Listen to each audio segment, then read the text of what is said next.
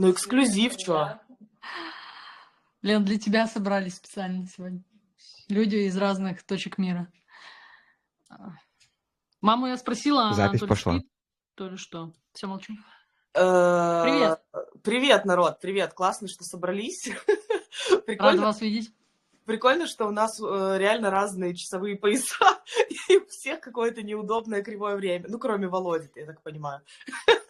У меня типа там 7 утра, у Алены там ночь, короче. Нет, еще не ночь. 10 вечера. Ну, а что, не темно? Темно уже в 6. Вот, так что прикольно. Предлагаю для начала представиться немножко, да, еще раз. Мы, конечно, там в группе писали, кто есть кто, вот, но у меня, например, да, там я рассказывала, написал человек такой, а кто такой Володя? Я говорю, кто такой Владимир Сергеевич? Я говорю, ну, у нас там вроде на канале обозначено, вот, поэтому я так понимаю, что не все до этого обозначено, смотрели или не все посмотрели кружочек, еще раз, да, меня зовут Наталья, я как продюсер и вообще идейный вдохновитель этого проекта. Идея мне пришла для создания этого проекта, да, когда я пошла на курсы интеграционные в Германии, вот, и поняла, что, до этого, да, до Германии я год прожила в Турции.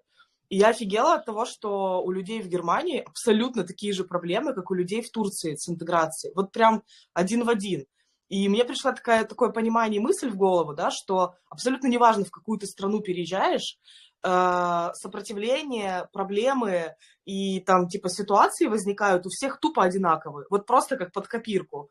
И выходы из ситуации тоже, в принципе, плюс-минус одинаковые и универсальные. Понятно, что с каждым человеком там индивидуальный подход должен быть, но в целом, да, когда ты человеку рассказываешь, там типа, да ты чё, у меня уже такое было, там, вот тут я познакомилась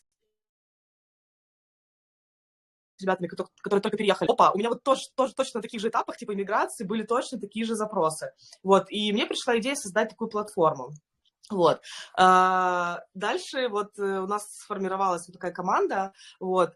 Следующий вопрос, кто такой Владимир Сергеевич? Хотелось И бы... мне кажется, я могу ответить на этот вопрос, Да. потому что вроде бы как я Владимир Сергеевич, я вообще психолог, у меня лет, наверное, 7, 10-7 лет вообще в профессии как психолог с высшим образованием, с кучей программ переквалификации, повышения квалификации. И, наверное, лет 5, от 5 лет я практикую с реальными людьми, с живыми людьми, помогаю им менять свое мышление, менять паттерны мышления для того, чтобы достигать тех или иных результатов в разных сферах. И Наталья пригласила меня поучаствовать в этом проекте. Мне очень это откликнулось и понравилось, так как я сам, наверное, года 2 назад стал активно переезжать в разные места и на себе ощутил, насколько это вообще меняет парадигму мышления, и переезд – это возможность вообще полностью трансформировать свою жизнь, вообще полностью ее поменять. Это возможность выйти из рамок стандартного вообще вот этого потока, в котором обычно люди живут и не замечают, как они в этом живут, и реализовать свои задачи, которые действительно хочется реализовать. И меня с этой стороны заинтересовало поучаствовать в этом проекте, применить свой опыт и инструменты, которые у меня есть, для того, чтобы помогать людям. Я от этого получаю удовольствие, мне классно. Вот такой вот Владимир Сергеевич. Спасибо тебе огромное. Класс. Спасибо, ребят, что представились. Видимо, Вот. я беру эстафетную палочку. Да. Наташа также пригласила меня поучаствовать в проекте «Перелетные гуси». Я выступаю в роли креативного директора. По образованию я режиссер, и мы с Наташей знакомы, мне кажется, с 17, моих 17, по крайней мере. Ну да, моих тоже, да. То есть уже практически 10 лет. Чуть меньше, конечно, Ну, я слава бы богу. сказала, практически 17 лет. Ой, да, конечно же, конечно же. Я просто, видимо, психологически боюсь цифры 20. И просто такая. Окей.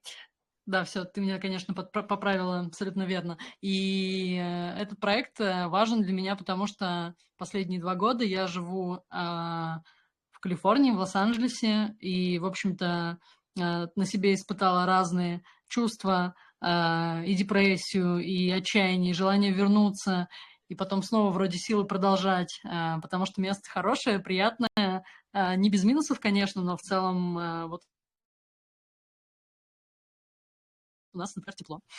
Прохладно, но, в общем-то, ноябрь будет такой, как лето, наверное, в Москве, какой-нибудь август.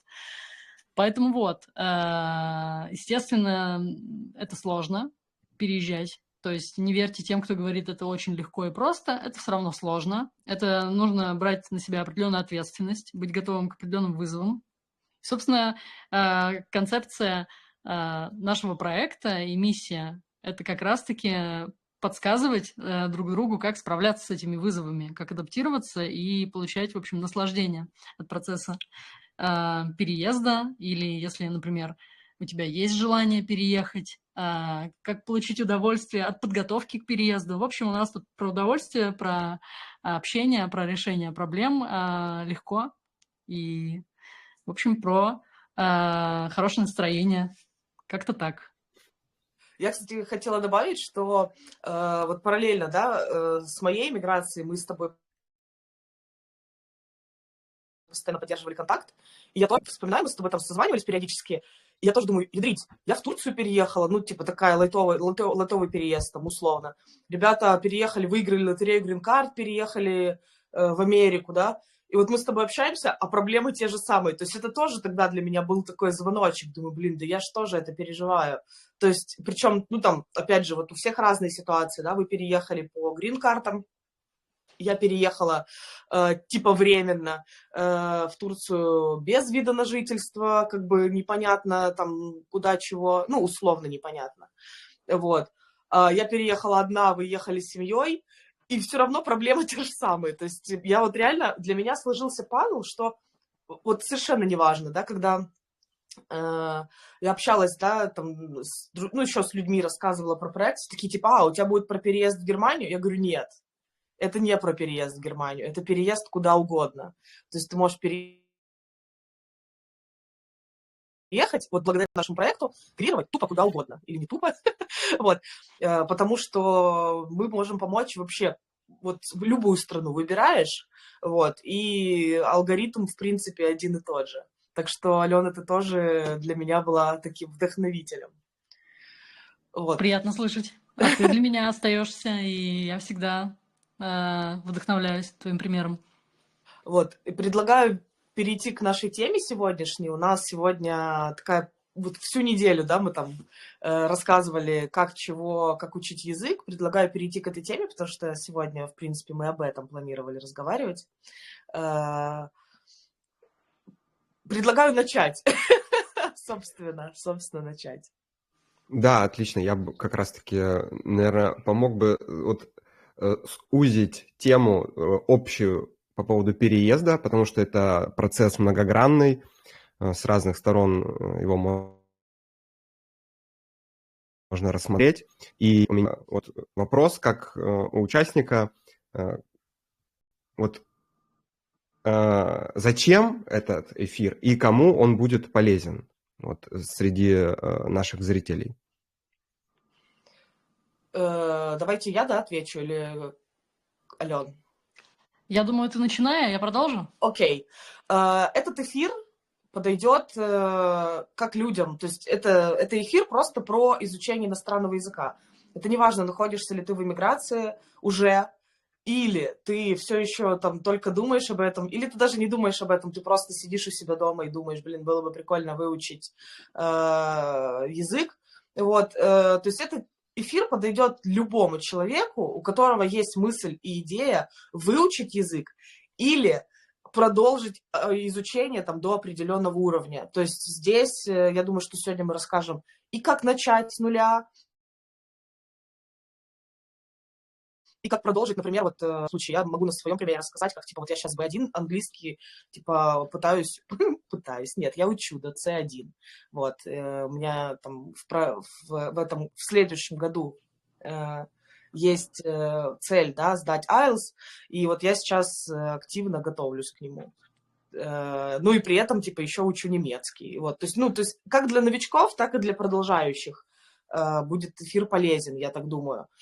Тем, кто находится в эмиграции, да, как инструмент для интеграции, или там, кто, собственно, планирует переезжать, да, и думает, вот сейчас там, с чего бы начать учить. Я думаю, что мы сегодня раскроем эту тему прям со всех сторон. Вот ты как Абсолютно, раз... Ага. точно, да. Да, Ты Володь, как раз перебил. затронула тему целей, и вот это ж важный вообще аспект в любой сфере, в том числе, тем более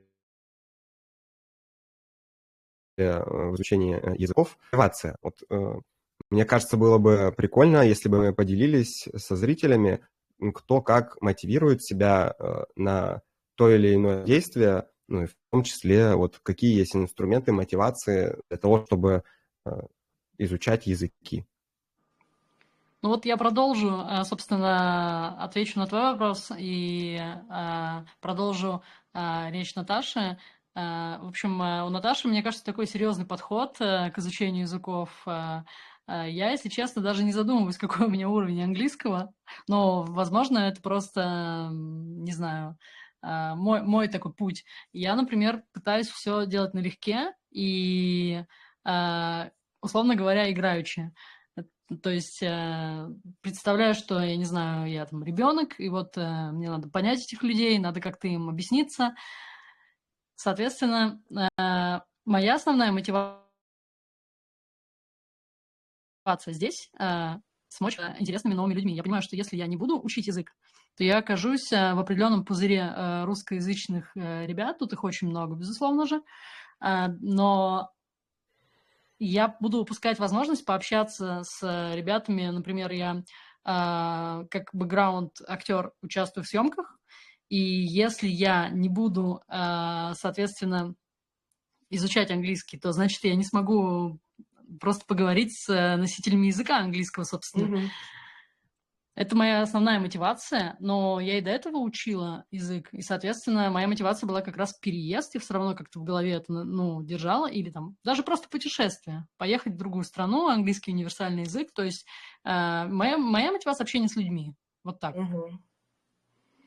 Наташ, как ты? Слушай, вот ты сказала, да, что у меня такой серьезный типа подход. У меня на самом деле не серьезный подход. Для меня просто всегда очень важна структура. У меня так устроена типа, психика мозга, я не знаю, что для меня очень важно понимать этапы. То есть я для себя обозначила такую вещь. Вот, к примеру, кстати, как вот это работает, да, в моем случае я расскажу. Когда я приехала сюда, у меня были там типа одни курсы сначала немецкого, чтобы было понятно, да, эти курсы были 5 дней в неделю по 6 часов.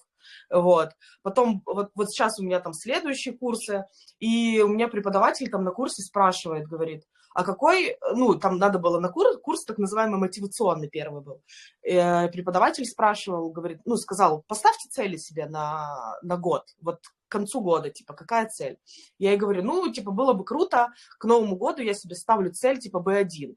Она такая, за год B1, типа, это, говорит, очень оптимистичная цель, она мне так говорит. Тем более, сколько, говорит, вы там вкладываете в учебу, что я не очень активно учусь, да, чтобы было понятно. Я, грубо говоря, выключила камеру, там, на уроке онлайн, выключила камеру, и после этого я ничего не делала. То есть вот что на уроке получила, то, типа, и есть. Она такая, с таким подходом, вы еще там, я еще бизнес хочу открыть в Германии. Она такая, с таким подходом, типа, B1, гон. Нет, это, чтобы было понятно, это была цель не на год, это был май месяц этого года. То есть она говорит, вы за полгода, типа, до B1 нет. И вот я с моим подходом, да, вот таким, с одной стороны, то есть у меня эта цель, я ее обозначила, я ее прописала, эту цель. Были периоды, когда я реально там учила активно, были периоды, когда вот в таком режиме, как я рассказываю, там 1,5 месяца между одними и вторыми курсами я вообще ничего не делала, просто есть среда вокруг там, ну, там, немецкая, да, единственное, что, ну, это я дальше расскажу, да, это уже к инструментам. И что вы думаете? Что вы думаете? Прикол в том, что я понимаю, что к Новому году у меня экзамен А2, то есть это 2, и, собственно, к январю я думаю, что я начну изучать там B1. Это произошло бессознательно. Я эту цель поставила, я ее прописала и забыла, грубо говоря, про нее. Но бессознательно мозг все равно к этому идет.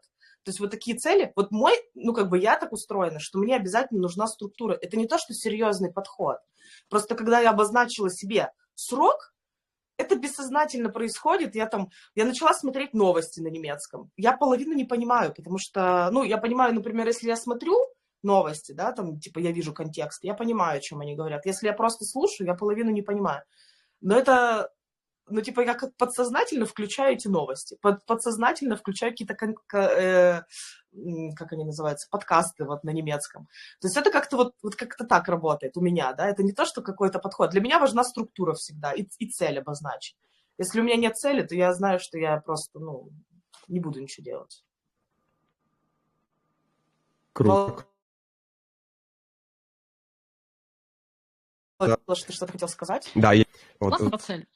Да, меня подвисли все ребята. Так, Володя, давай. да, у меня тоже подвисло, но вот я бы поделился тоже своим опытом по поводу изучения языков, и когда не ставил себе цели, тоже, вот как Алена сказала, как-то у меня это нативно происходило, и, в принципе, я на неплохом уровне, не на разговорном, я пишу статьи, и мне нужно много переводить с английского, потому что там экспертные статьи, которых на русском вообще нету. И как-то так получилось, что само собой язык выучился. Но мне интересно, вот Наташа затронула такую тему про логику, про структуру. И я когда готовился к эфиру, я думал, потому что инструментов много разных, психологических, коучинговых, как там какой-нибудь прописать правильно цель, как там что-то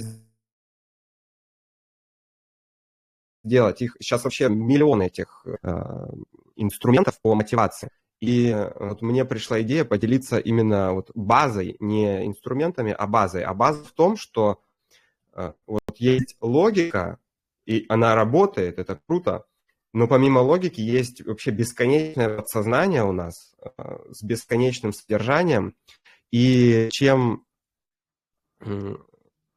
точнее, ярче и глубже будет образ результата желаемого, вот куда человек хочет попасть, там, где он уже знает языки. Допустим, в Голливуд там попасть, не знаю, там быть каким-нибудь супер монтажером, супер режиссером или еще вот где нужно общаться, да, с носителями языка.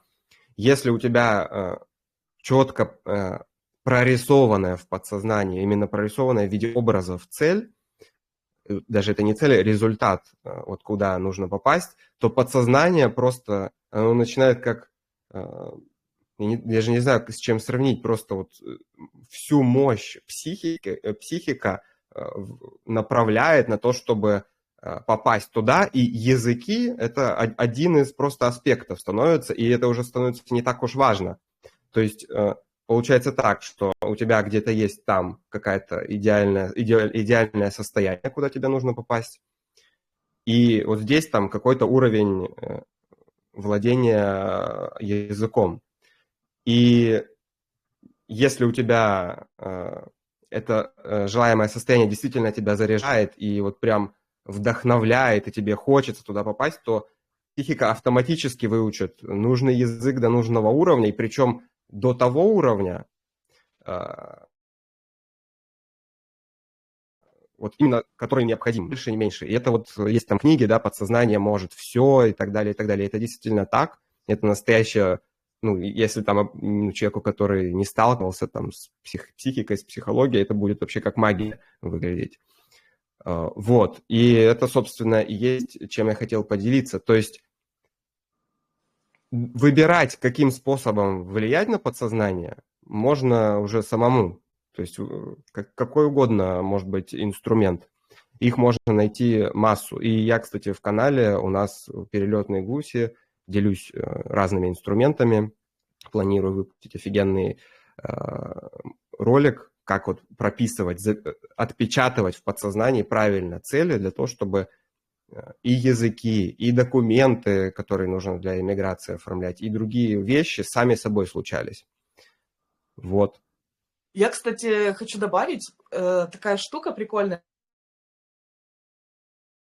да, как говорят люди, такое понятие, как совпадение. Я в какой-то момент поняла такую вещь, что на самом деле, ну, понятие совпадения, это, ну, типа из серии магического мышления. Совпадений не бывает.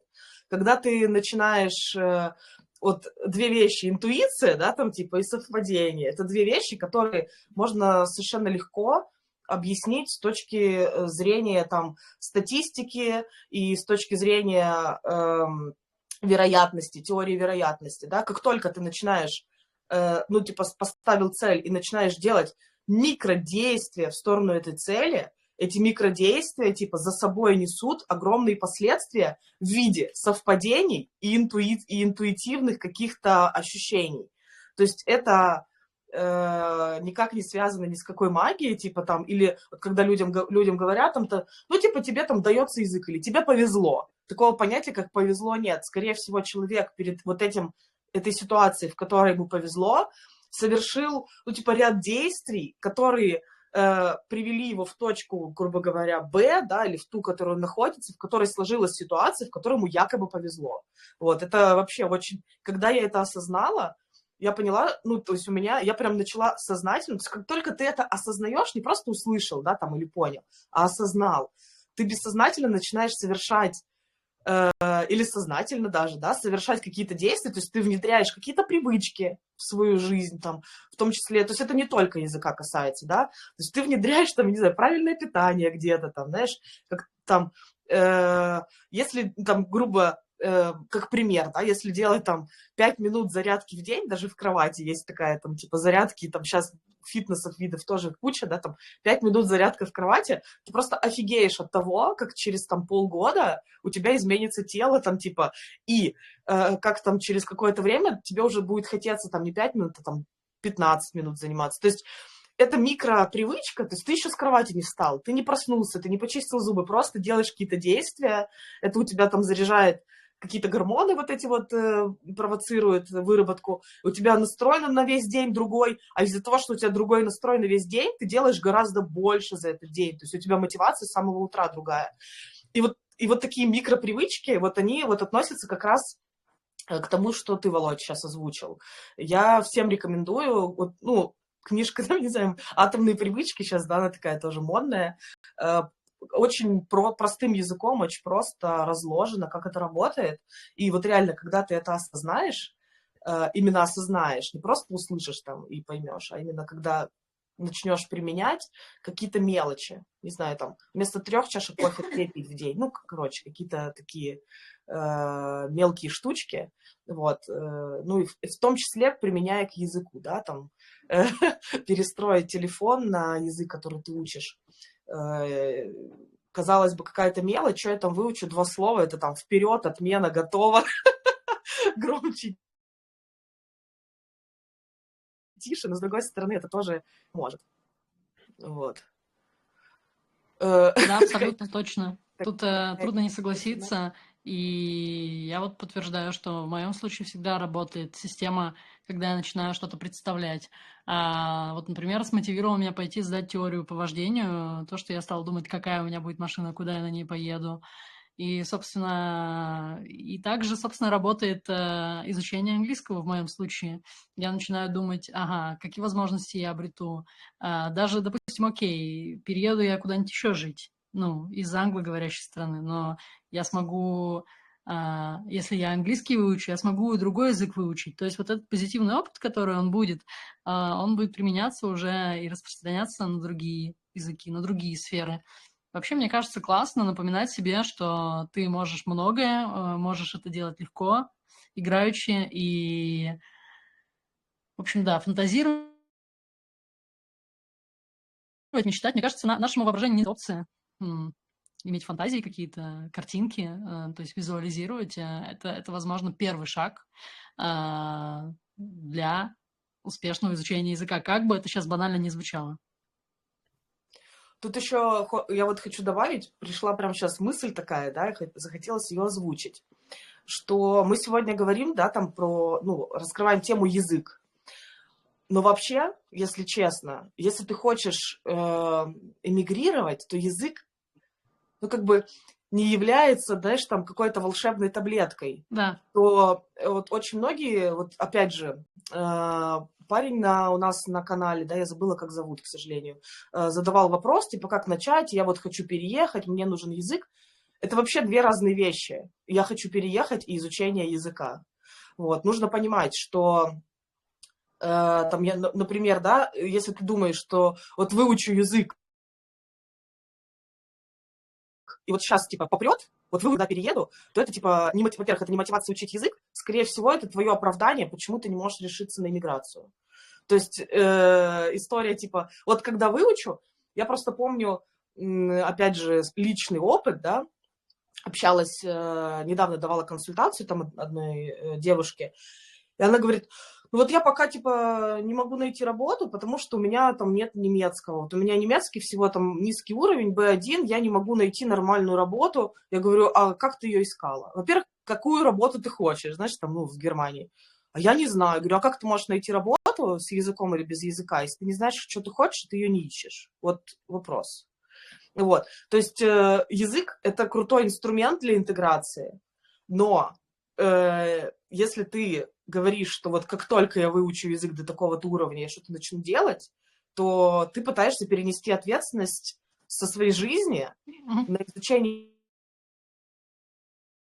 языка. Я знаю тысячи примеров, не тысячи, но сотни примеров точно, потому что я тут активно помогаю людям с интеграцией в Германии и в других странах в том числе. Вот. Я просто могу сказать по опыту, что люди без языка открывают бизнесы в других, ну, в чужих странах, да. Люди без языка, не знаю, там, выходят замуж, женятся.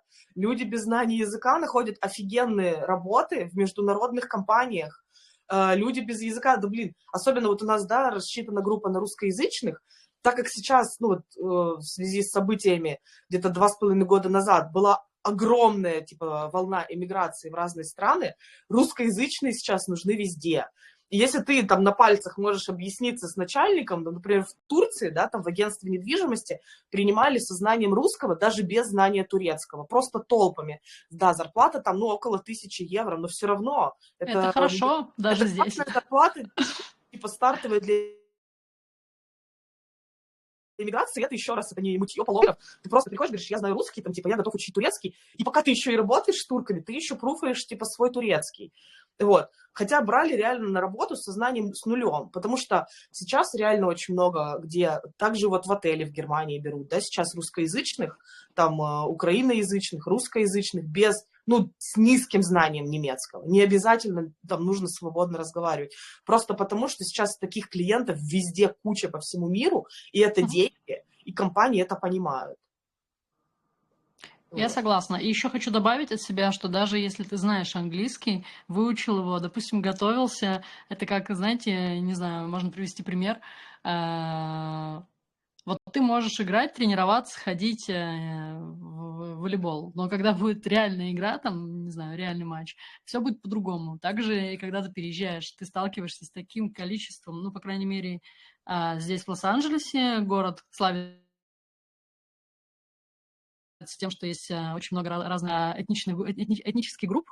Поправьте меня, если я ошиблась, и ни в коем случае не хочу никого обидеть. Я имею в виду, что тут есть ребята из Кореи, из Японии, из стран, из постсоветских стран. Соответственно,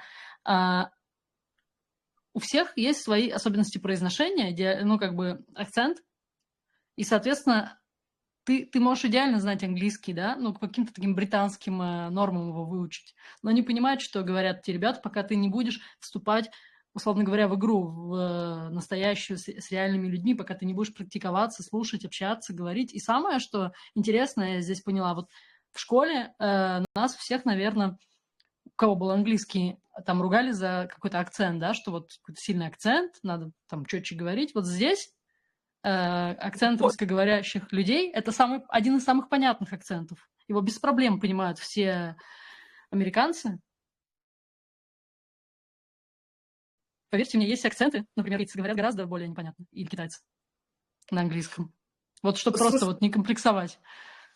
прикольно то, что в Индии, извини, я прям коротко, в Индии, оказывается, я вот это только недавно узнала, английский язык является государственным, при этом они говорят с таким лютым акцентом, что я начала человека понимать, наверное, на вторые сутки. Вот мы там ездили в поездку со знакомым из Индии.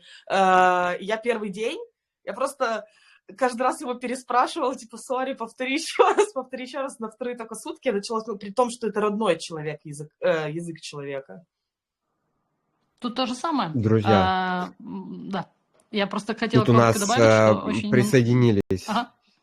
Извините, присоединились люди. Я бы да. хотел просто упомянуть, что если есть какие-то вопросы, то пишите в чате, мы активируем микрофон, и можно будет позадавать вопросы. А также можно будет поучаствовать в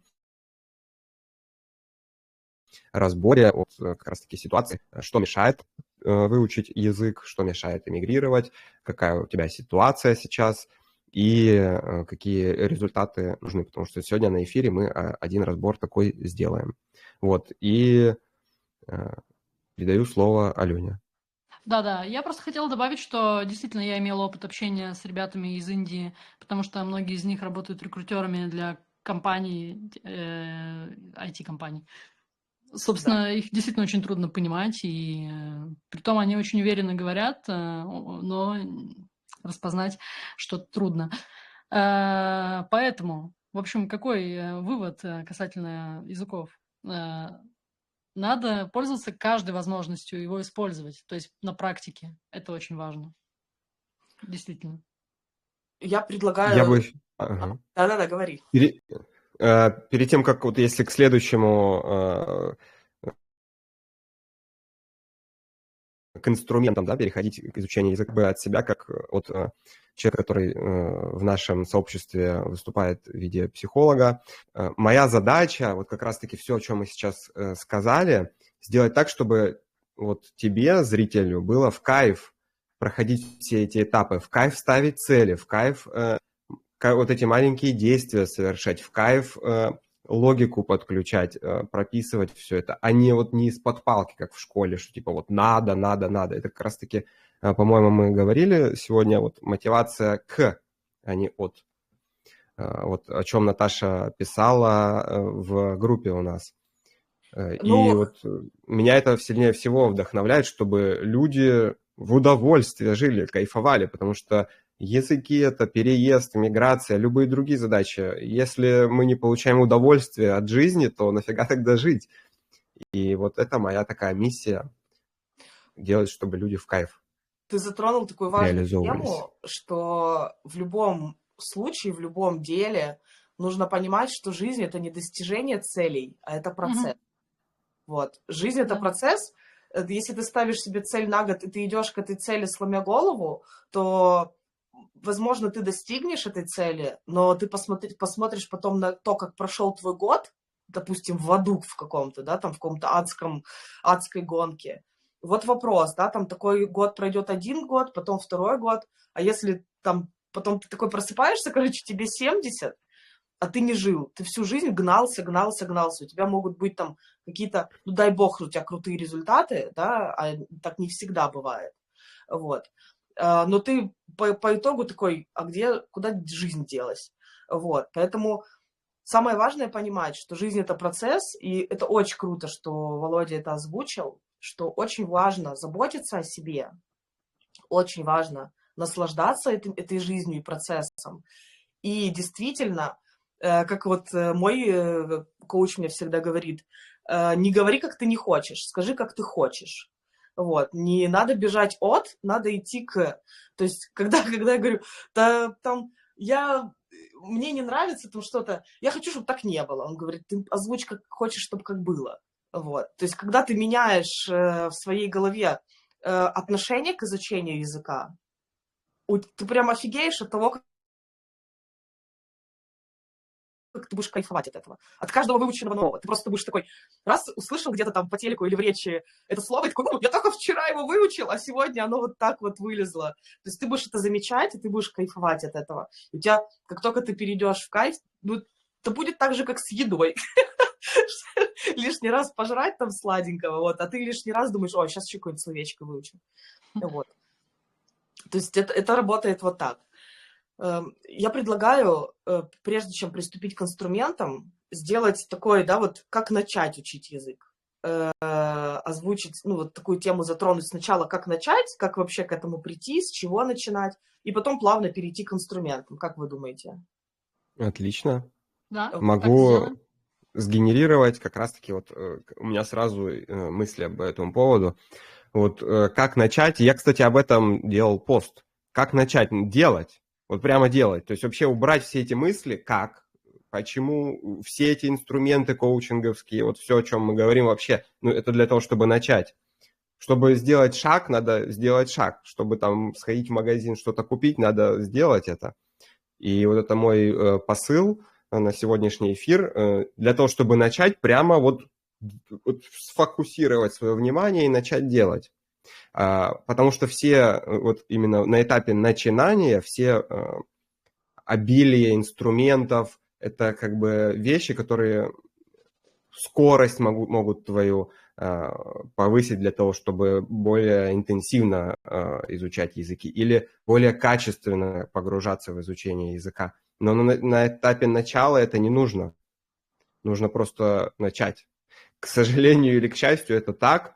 И вот это важно уловить, чтобы не искать в интернете какие-то особые там инструменты или еще что-то. Все, понимаешь, зачем тебе нужно, в какую точку тебе нужно прийти с этим языком, то есть ну, по какому вектору изучать язык, потому что, ну, то есть в какой сфере, да, изучать язык, там, программирование, там, не знаю, что там еще есть, психология или просто там какие-нибудь услуги, вот как ты будешь пользоваться этим языком, для чего.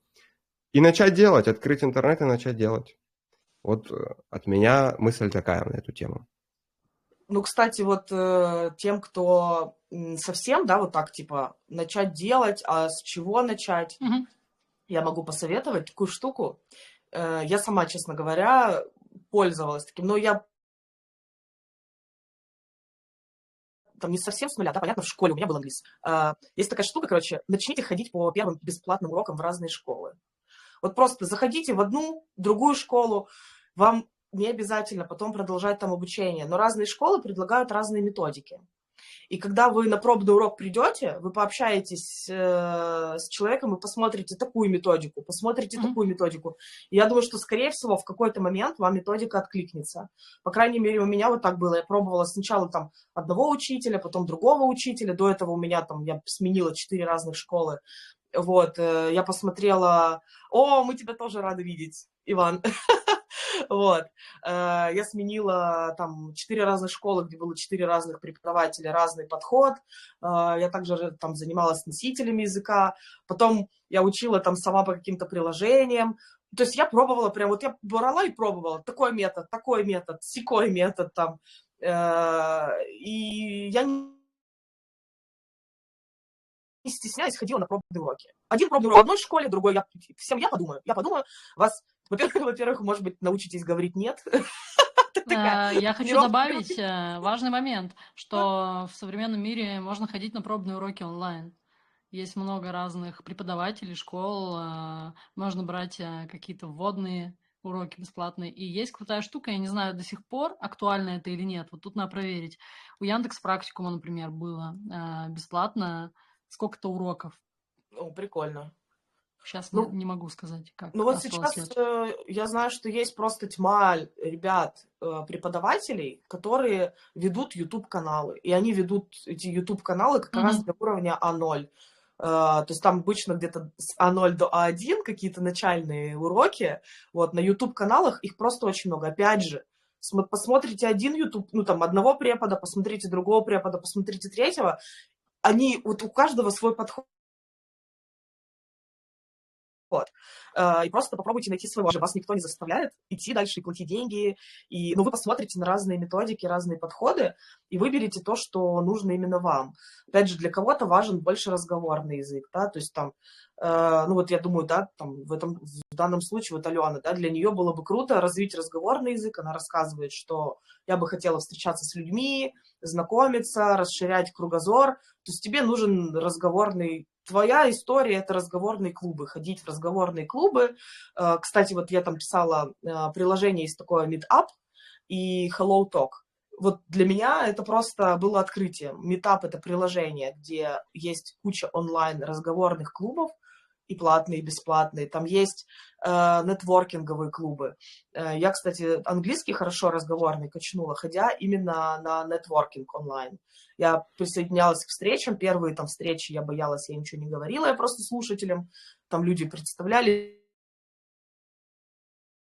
обменивались опытом, я просто сидела с выключенной камерой, подслушивала, иногда включала камеру, вот, и говорила, что я не говорю там на английском или очень плохо говорю, вот. И потом плавно-плавно, там, не знаю, где-то с 5-й, с 6-й встречи я начала потихонечку что-то говорить. Или было такое, я помню, на каких-то встречах я с выключенным микрофоном просто проговаривала вслух, что бы я сказала сейчас, там, типа, ребятам, вот, я прям таким образом старалась строить фразы. То есть для начинающего уровня прям вот ходить...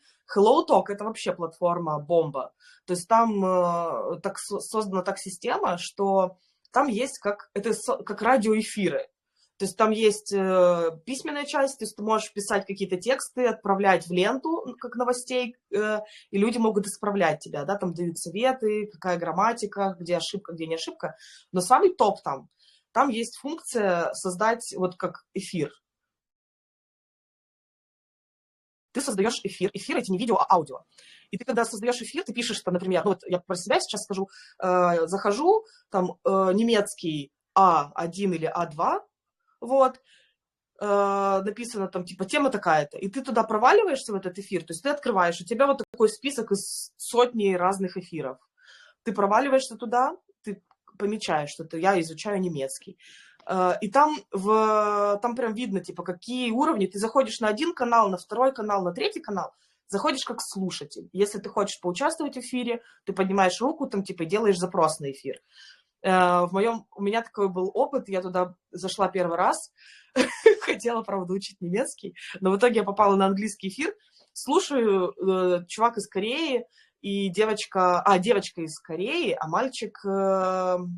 Не буду врать, не помню откуда, начали разговаривать, там им по 18 лет, они такие, вот, было бы круто, это моя мечта, я художник, я мечтаю жить в Европе, у меня там такие, я понимаю, что, это... Ну, и он говорит, это очень сложно, у меня там, типа, такое какое-то гражданство, с ним сложно получить визу, вот, у меня мечта, конечно, там учиться, и я так, понимаешь, что я уже держать себя в руках не могу. Вот, я проваливаюсь в эфир, говорю, так, сюда. Я говорю, вы знаете, что в Германии бесплатное высшее образование? Бесплатное. То есть Наташ, для всех? Любой, вообще для всех. Я могу получить его? Конечно. Обсудим потом.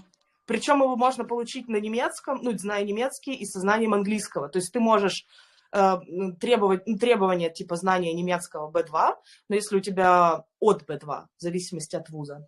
Но если у тебя, если у тебя есть английский. Вот. Если там у тебя недостаточный уровень, то ты подписываешь контракт, что ты в течение, обязательство, это не контракт, обязательство, что в течение полугода, то есть первого семестра ты обязуешься сдать немецкий там на таком-то уровне, на должном уровне. Вот. И я просто захожу в эфир, говорю, чувак, он такой, реально, офигеть! И мы просто там час с этими чуваками, с молодыми ребятами, 18-летними, я им рассказываю, как в Европе можно поступить реально бесплатно. Австрия, Германия предоставляет бесплатное образование, другие страны я просто пока не изучала. У меня не было таких запросов. Вот. И он такой, то есть я реально после, сейчас вот, подготовившись, могу поступить и жить в Европе? Реально? Я говорю, да. То есть просто люди не знают очень часто о возможностях таких. Вот, в общем, мы говорили про платформу Hello Talk. То есть в этой платформе, если тебе не нравится эфир, ты с эфира в эфир можешь перескакивать, ходить и просто слушать для начала. Это тоже офигенно качает язык. И из-за того, что это международное приложение, ты слышишь разные акценты, ты тренируешь хёрен. Слушай, Аудирование, вот. Аудирование. Тренируешь аудирование. Да, хёрен это по-английски, по-немецки вот это аудирование. Вот, то есть ты тренируешь Я не знаю немецкий, но я угадал. Да, вот. То есть таким образом, ну и плюс ты можешь реально, если ты занимаешься сам, самостоятельно, да, вот по какому-то приложению или по какой-нибудь книжке, вот ты, к примеру, купил учебник, ты можешь самостоятельно заниматься по этому учебнику, в ленту скидывать свои задания, и вам будут проверять носители ваши домашние задания. Ну, типа то, что вы делаете, говорить, объяснять грамматику, почему здесь так или иначе. То есть это приложение для самостоятельного изучения, ты можешь там найти все инструменты. Ну и плюс, так как это социальная сеть, ты там указываешь свой родной язык и указываешь желаемый язык изучения. И ты можешь там найти для себя друзей, с которыми делать языковой обмен. То есть ты можешь с ними там вживую созваниваться или просто чатиться, вот, и вы можете друг другу абсолютно бескоштовно, бесплатно друг с другом обмениваться языковым опытом. То есть для начала эта платформа, она крутая и для начинающих, и для продвинутых. То есть там можно найти куча контактов и куча практики языка. У меня на этом мои... Я думаю, что я займусь после эфира. И это ты раскрыла только один из инструментов, вот то, Да. что ты в канале, да, писала. То есть прикиньте, сколько вообще возможностей у вас есть для того, чтобы, вот в чате написали, да, что согласны, что нужно начать. То есть возможностей вообще сегодня в мире открытом, в мире открытой информации просто миллиарды. Просто делайте. Да, и опять же, есть YouTube, можно, окей. Вот я сказала, есть YouTube, но он где-то уже плохо работает. Но тем не менее, есть еще. Соответственно, там много блогеров, и есть, можно включить субтитры и читать, например, слушать на английском, читать на русском. Еще классный способ, если есть какой-то любимый сериал, найти его на английском. Ну, например, там все любят по друзьям учить. И почему нет? И самое прикольное, что вы поймете, что вы что-то понимаете. Потому что язык — это не только как бы проговаривание, но еще и эмоции, и как бы и логические какие-то цепочки, которые становятся понятны. То есть нужно изучать язык прям всем телом. Я, кстати, не знаю, как не работает, да, в России Facebook, вот эта вот вся история. Мне кажется, что ВКонтакте, наверное, тоже можно найти такие темы. У меня на Фейсбуке, по первости, вылезала часто контекстная реклама, что типа бесплатное изучение языка для там русскоязычных. То есть они тебе дают первые, там, я не знаю, сколько-то там, типа 30 уроков, там 20-30 уроков бесплатно, а потом, как бы, ну, типа, в качестве рекламы. И потом ты можешь присоединиться уже к этой языковой школе. Опять же, это тоже для начала, это прям круто. Вот, и там, мне кажется, я последний раз искала учебник по немецкому онлайн и нашла ВКонтакте его, и тоже наткнулась на группу, в которой выкладывают видеоуроки. Я думаю, что ВКонтакте тоже, короче, есть вся эта история. Да. В общем, дорогу Телеграм есть еще у нас. Надо просто поискать. То есть, если поискать, то можно найти. И бесплатно, и для начинающих. Я не знаю, это можно ли озвучивать, но на всяких торрентах можно скачать кучу видеоуроков пакетом прям. Но мы вам не рекомендуем это делать. Да, мы, конечно, не рекомендуем, нет. Кстати, в Германии за скачивание торрентом приходят штрафы какие-то бешеные. В США тоже это противозаконно. Да. Там прям находят, вычисляют по IP. Да. То есть ты такой сидишь себе спокойно дома, тебе приходит письмо, бумажное письмо с штрафом. То есть они по IP-шке вычисляют тебя и присылают на твой адрес. Так что... Я бы, кстати, тоже поделился. Я бы тоже поделился инструментом. Это вот я не пользуюсь никакими из платформ, к сожалению или к счастью, но прикольный есть метод, вот Алена его тоже затронула, это погружение в контекст. То есть у меня, допустим, есть разные хобби, да, у каждого из нас есть хобби. Вот, допустим, нейросети. И вместо того, чтобы участвовать в сообществах русскоязычных по нейросетям, я изначально погружаюсь в контекст англоязычный. Ну, вот мне интересно английский язык изучать.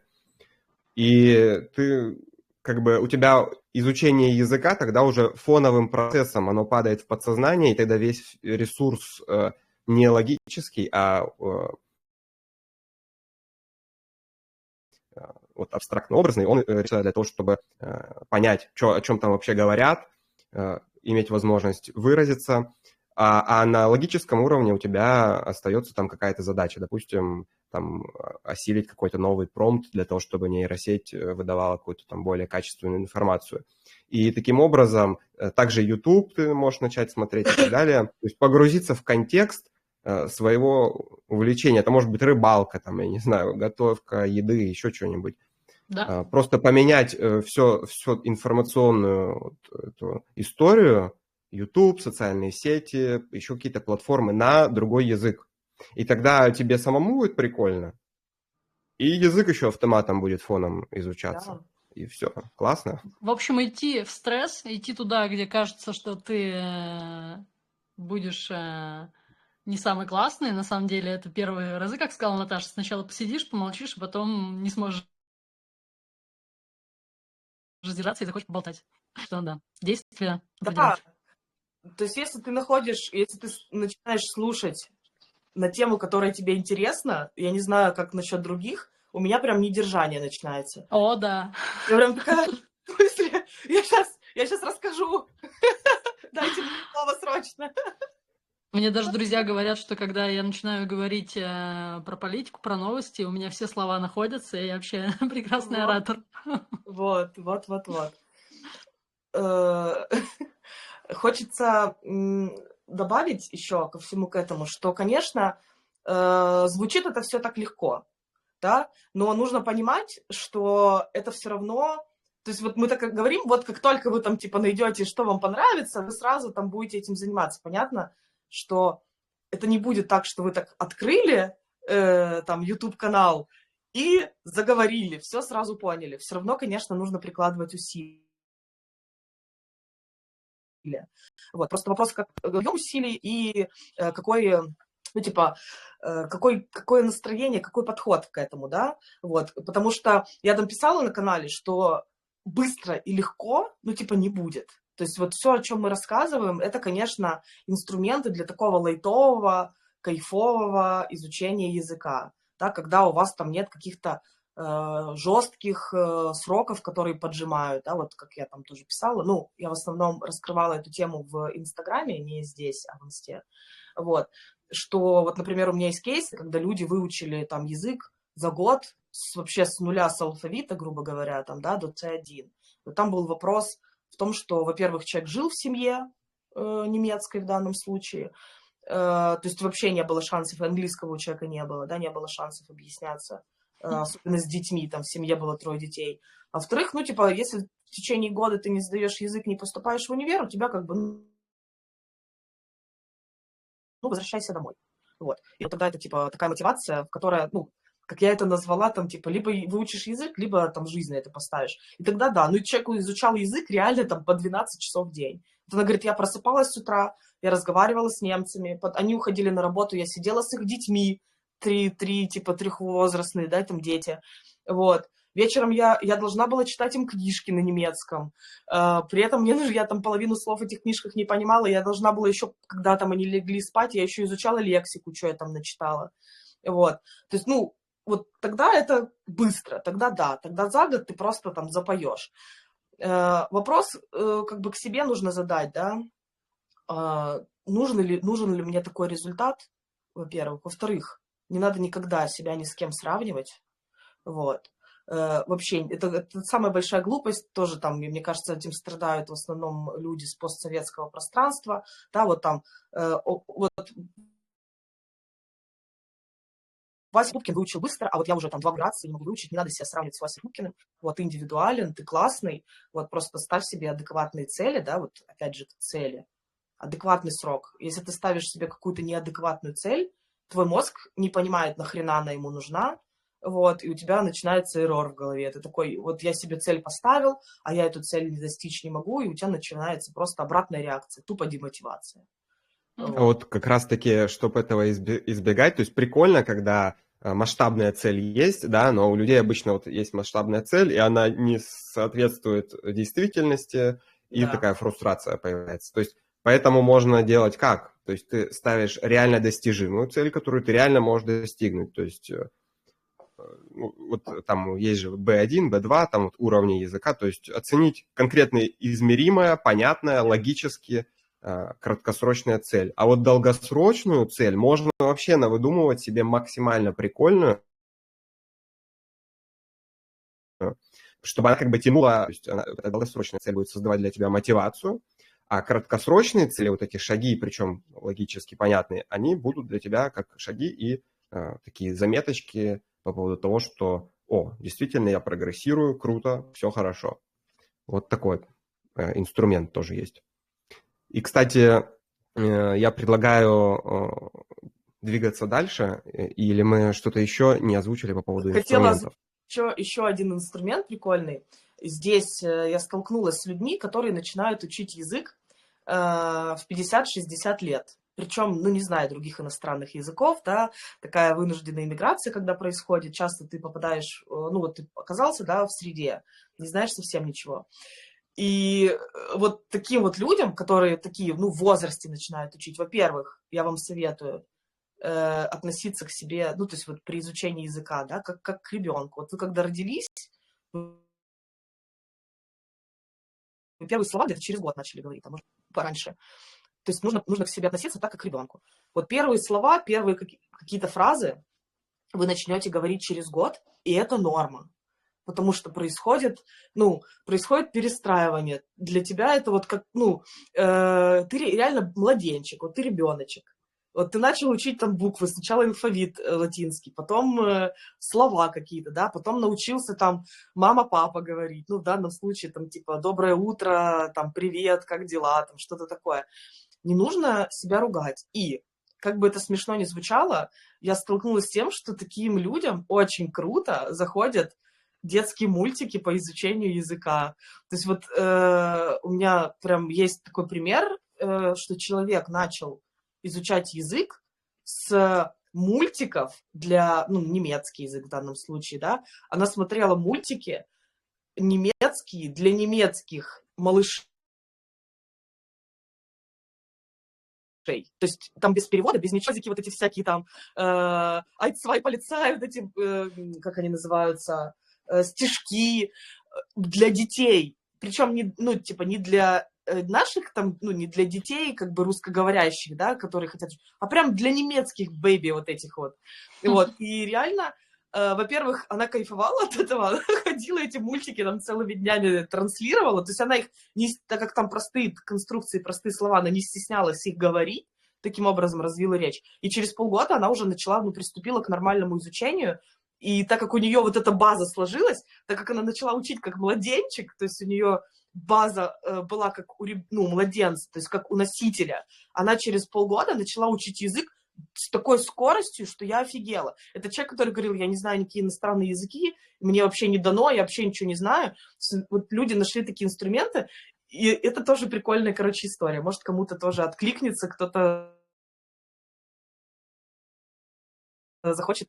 Даже фоном включаешь, мультики, песенки, диалоги, повторяешь вместе с монитором, с телевизором, и вот очень круто тренируешь речь, и базис себе создаешь. Что самое главное, ты создаешь базис в голове. Офигенный инструмент, кстати, вот прям и, конечно же, все приложения, которые геймифицированные, их очень много сейчас, я думаю, это тоже туда же.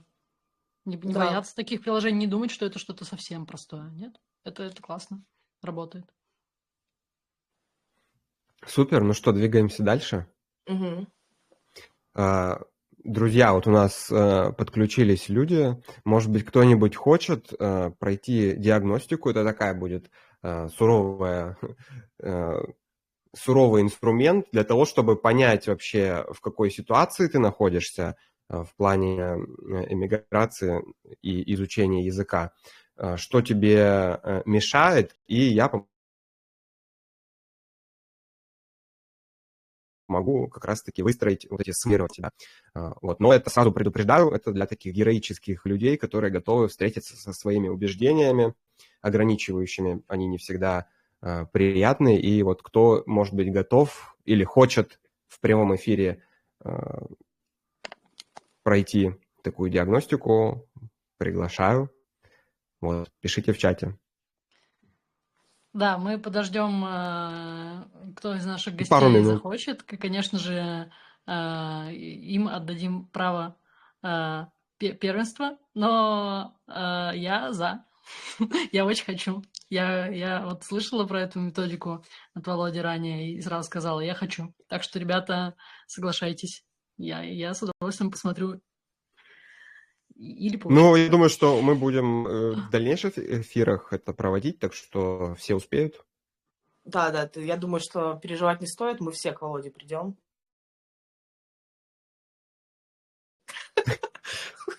Все придем к Володе. Ребята, не стесняйтесь. Давайте. У всех есть право голоса, кстати. Может быть, есть какие-то вопросы параллельно, пока мы рассказываем, да, как это все работает. Если есть какие-то вопросы, может быть, вы хотите своей ситуации просто поделиться, и мы можем как-то ее прокомментировать или, например, рассказать, как бы мы поступили на вашем месте. Вот, то есть очень часто работает, ну вот я про себя могу сказать, да, когда я консультирую людей, я всегда говорю, что я за вас не могу ничего сделать, но я могу рассказать, чтобы я, как бы я действовала на вашем месте. То есть иногда это срабатывает, да, то есть люди слушают и говорят, о, да, вот так и вот так. Короче, изучение языка – это классная штука, она очень сильно расширяет границы даже... Вот, кстати, с точки зрения интеграции, да, такой, как бы, интересная такая ремарка. Когда ты изучаешь язык страны, в которой ты находишься, ведь у людей, ну, есть такое, как бы, понятие, как ментальность, да, менталитет. И очень часто изучение языка раскрывает менталитет страны, в которой ты живешь. Вот ты когда учишь там тот же турецкий, когда вот ты говоришь по-турецки, ты даже начинаешь понимать логику этого народа. Вот. Изучая немецкий сейчас, он такой структурный язык, на самом деле он вообще не сложный, он очень-очень структурный.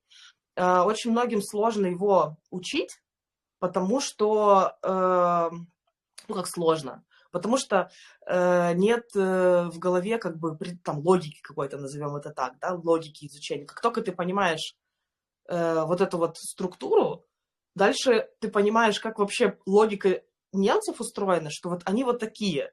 Вот есть правила, и вот ты как бы, ну вот они живут по вот этим правилам. Вот, то есть они такие четко, простые, там, без всяких там, не знаю, как это правильный язык. В общем, язык очень сильно раскрывает менталитет народа и страны, в которой ты находишься. Я вот знаю ребят, которые работают здесь, в Германии, много лет, 6 лет, хорошо зарабатывают, это IT-сфера. Ребята из Италии говорят, итальянский, английский знают, немецкий не знают. Живут здесь, проблем никаких нет. То есть, ну, как бы, к чему я это? К тому, что можно и не изучать, то есть, зная там, ну, то есть, они нашли работу когда-то там на английском языке в IT-сфере, они переехали работать с классной зарплатой, реально высокая, там, высокооплачиваемая работа, все, ни в чем себе не отказывают, живут, но когда ты начинаешь спрашивать, типа, а чем ты, ну, там, типа, как вообще тебе в Германии? Ну, Германия не нравится, типа, а почему? Ну, я вот за все это время тут нормальных друзей так и не нашел, я за все это, я, типа, да, классно зарабатываю, в Италию домой, там, типа, общаться со своими, я вот мечтаю, что я там когда-то, там, в общем, свалю из этой Германии обратно к себе в Италию, вот, и я понимаю, что человек не интегрировался именно потому, что у него нет мотивации, с одной стороны, учить язык, потому что у него классная работа, у него классный уровень жизни, но, с другой стороны, это не дает ему здесь почувствовать, ну, себя как дома. То есть все равно у человека, на мой взгляд, это мое мнение, да, жизнь на паузе. Он сидит дома целыми днями, при том, что у него там и деньги есть, и все, он ходит на встречи только с на англоязычные встречи, то есть это его ограничивает. И он каждый раз ждет, когда он съездит домой в Италию, для того, чтобы вот там почувствовать там себя как дома. То есть для интеграции это важно, хотя, еще раз, если ты говоришь себе, что типа вот пока не выучу язык, я не начну там типа жить и действовать, это другая сторона медали. То есть тоже нельзя всю ответственность за себя и за свою жизнь просто на изучение языка. Люди, вот как я сейчас вижу вокруг себя, просто тысячами переезжали вынужденно без знания какого-либо языка, и они классно, ну, многие классно здесь устраиваются. Опять же, как пример, например, Германия дает возможность открытия бизнеса, кредитует на открытие бизнеса собственного дела без знания какого-либо языка, кроме родного. Вот. То есть ты можешь получить финансовую поддержку от Германии на бизнес без знания немецкого или английского языка. То есть ты пишешь там, ну, короче, есть определенные этапы. И такое есть во многих странах, потому что особенно Запад в желании развиваться готов принимать иммигрантов, которые будут приносить прибыль и платить налоги в этой стране, да, и тратить деньги в этой стране. Очень многие развитые страны понимают это, что иммигранты – это деньги, и поэтому с удовольствием открывают, ну, есть просто реально тысячи программ для иммигрантов, которые дают возможность, во-первых, иммиграции, во-вторых, создания собственного рабочего места, там, в том числе стартап-программы. Да, это не просто, ну, типа, это такой непростой путь. Но нужно понимать, что в данном случае там язык вообще не важен. То есть, если у тебя оправдание «я не переезжаю, потому что я не знаю язык», или «я не хожу никуда, потому что я не знаю язык», фигня это все полная. Вот, Воу-воу-воу. просто У нас будет эфир только для 18+. дело, это просто ты просто переносишь ответственность за себя на, ну, типа, на язык. Вот я пока не выучу язык, типа, я вот сижу тут. Четко.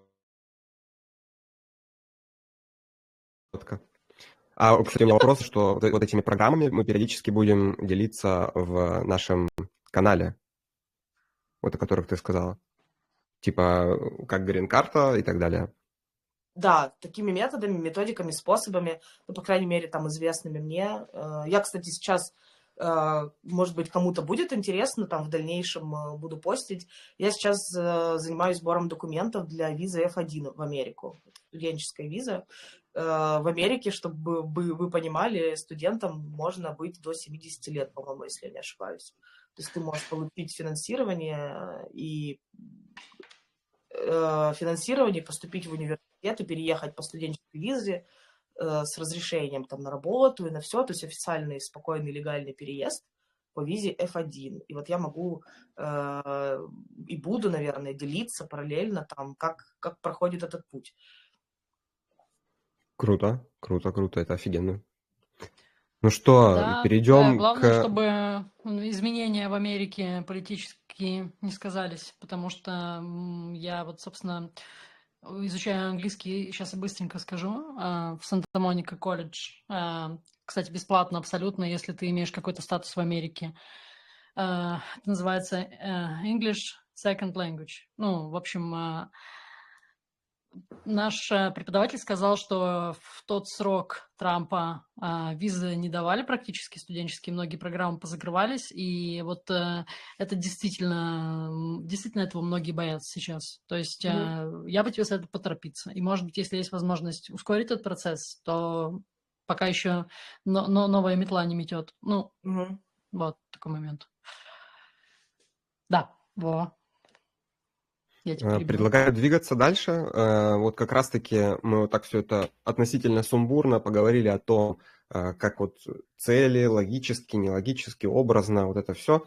И я предлагаю как раз-таки продемонстрировать, как можно структурировать, в принципе, мышление, понять цели, понять, что сейчас с тобой происходит, понять, что мешает и так далее, чтобы было комплексное, целое понимание вообще ситуации и возможных путей ее решения. Вот никто не захотел, не вызвался, поэтому у нас есть Алена. Готова? Ну, можем еще раз спросить, вдруг ребята, Иван, Ирина, Елена. Я-то только за. Ну и круто, давай тогда начнем, потому что на следующих эфирах, может быть, Да. Ну, может, ребята люди посмотрят захотят. сейчас, как это все будет, чтобы не так страшно им было. И, собственно, захотят тоже. Тут написали, что да, такая пришла идея, хочу озвучить. У основной массы людей стоят фильтры и программы, которые будут всячески мешать развитию. Это нужно учесть и обратить на это внимание. А вот сейчас как раз мы вот это Да. и покажем. Видишь, какой синхрон у нас получился, что вот как раз ты об Это этом и совпадение. говоришь. Это магия! Да, симбиоз. Короче, все классно. Ну что, погнали тогда, да? Хорошо, вот начинать всегда, если с инструментального подхода смотреть, какая у тебя вообще задача и есть ли вообще какая-то проблема? Ну, мы сейчас говорим про изучение в контексте изучения языков. Есть ли эта проблема? Потому что если у тебя нет проблем с этим, и у тебя все устраивает, то как бы и никакие инструменты и не нужны. Есть проблема и есть задача. Задача понимать английский беглый.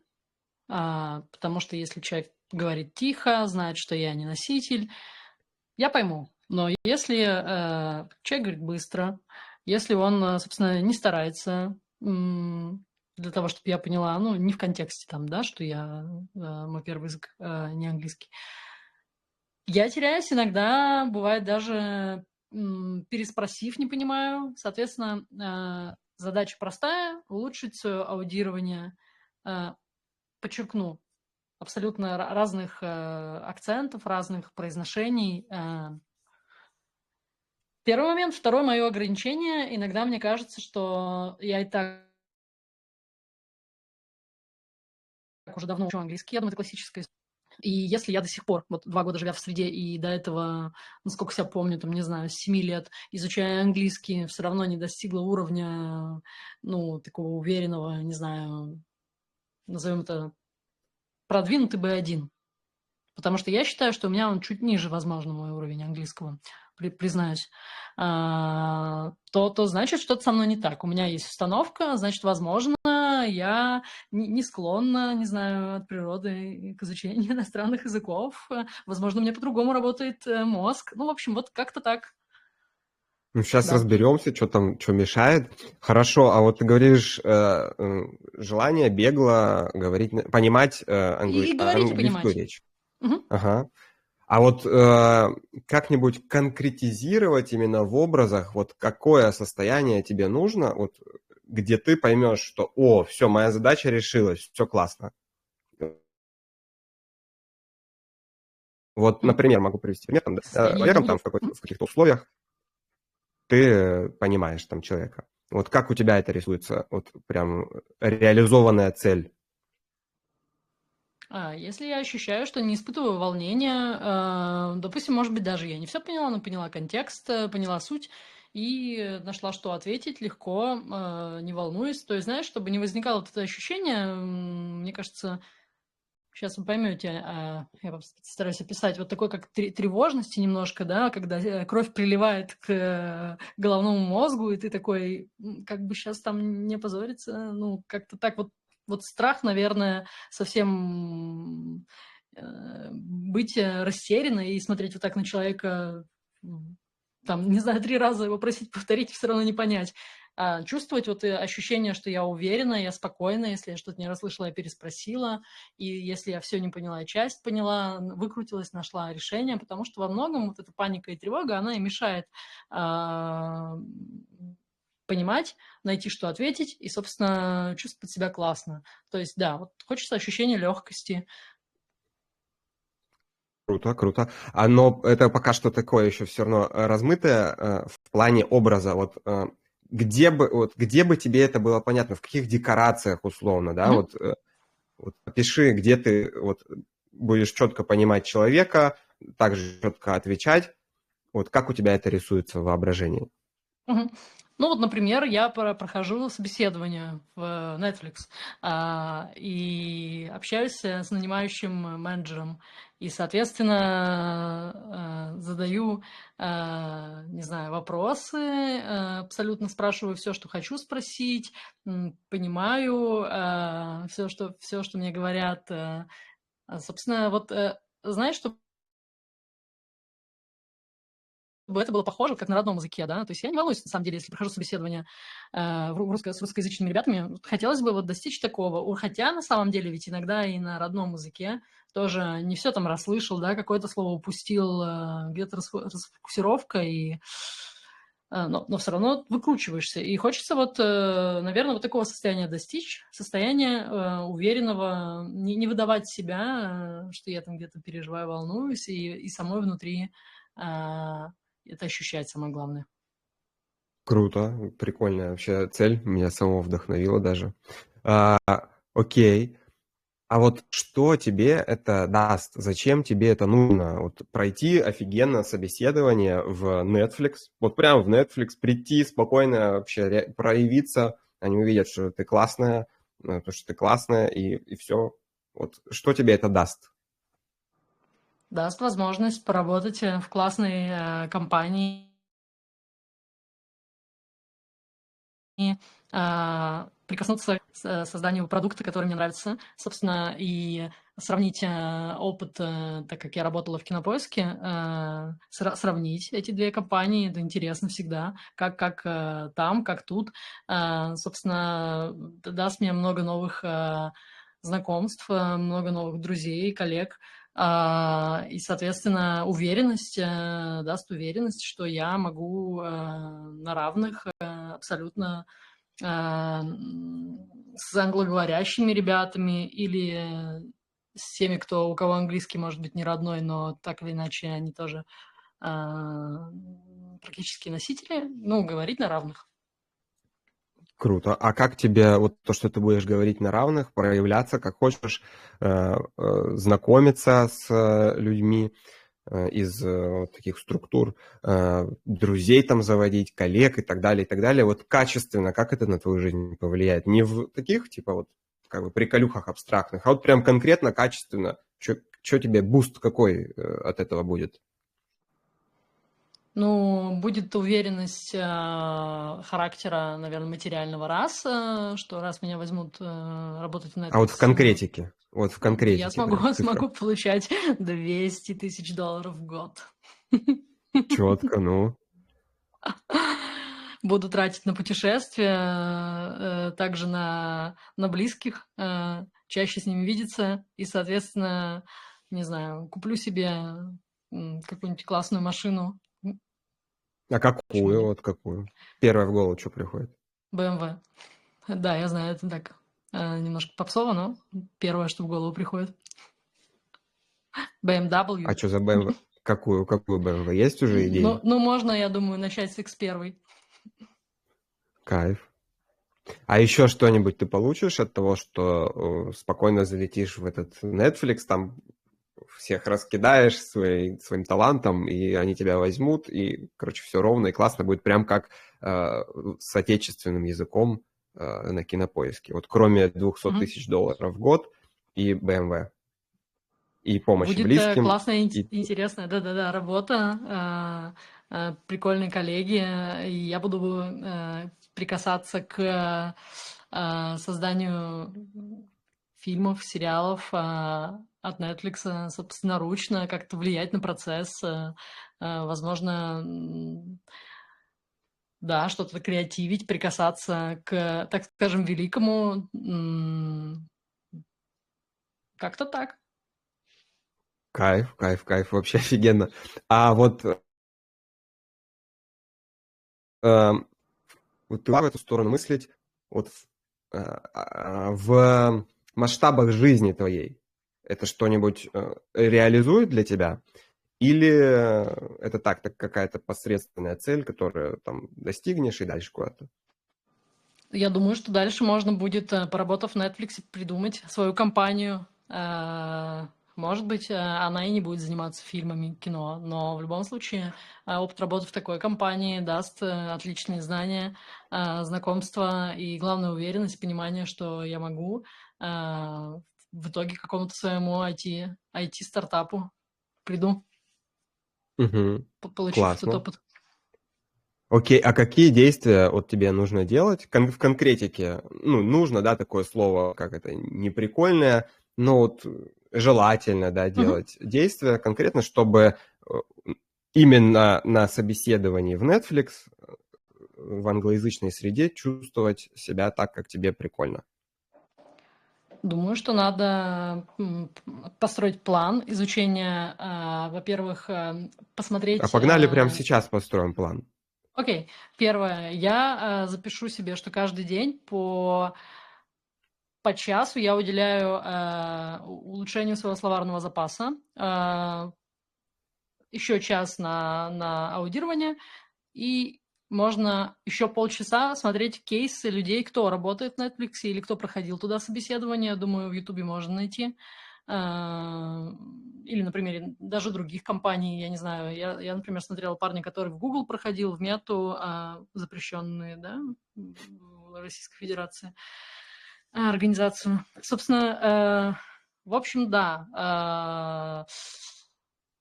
Первое, погружаться в английский, увеличивать свой словарный запас. Второе, узнавать истории ребят, которые смогли сделать то, чего хочу сделать я. Ну вот Ну и круто, у тебя смотреть, прям подаваться структурно туда. мышление работает. То есть, подавать вот это вот Да, еще. подготавливать резюме, соответственно, менять под вакансии и подаваться, писать А вот в сопроводительные письма. конкретике?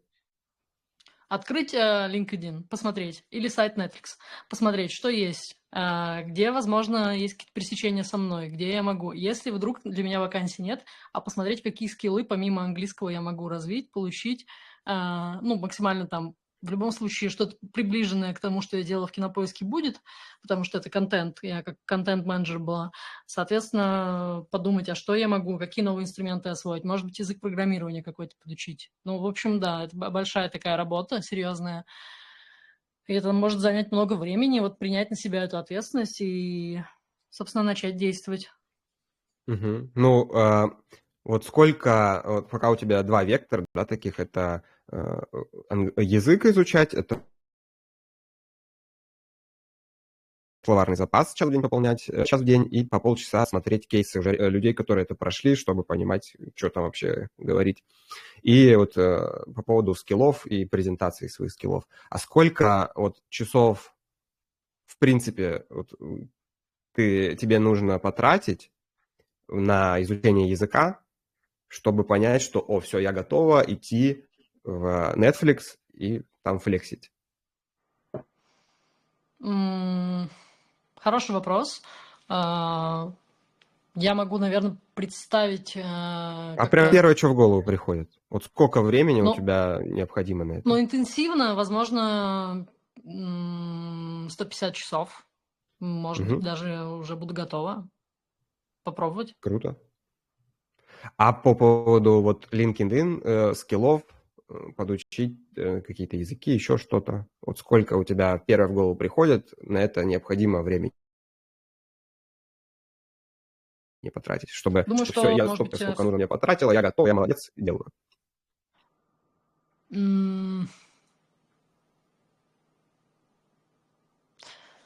Хороший вопрос. Я А думаю, что первое в что... голову приходит? Ну, тут побольше, возможно, часов 200, потому что все-таки серьезно 200-250 серьезные скиллы, которые будут применяться в работе. Круто.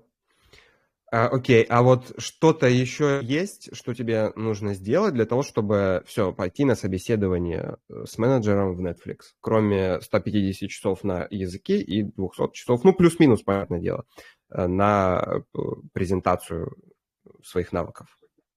Может быть, взять карьерную консультацию, посмотреть, чтобы человек со стороны оценил, где мои сильные и слабые стороны.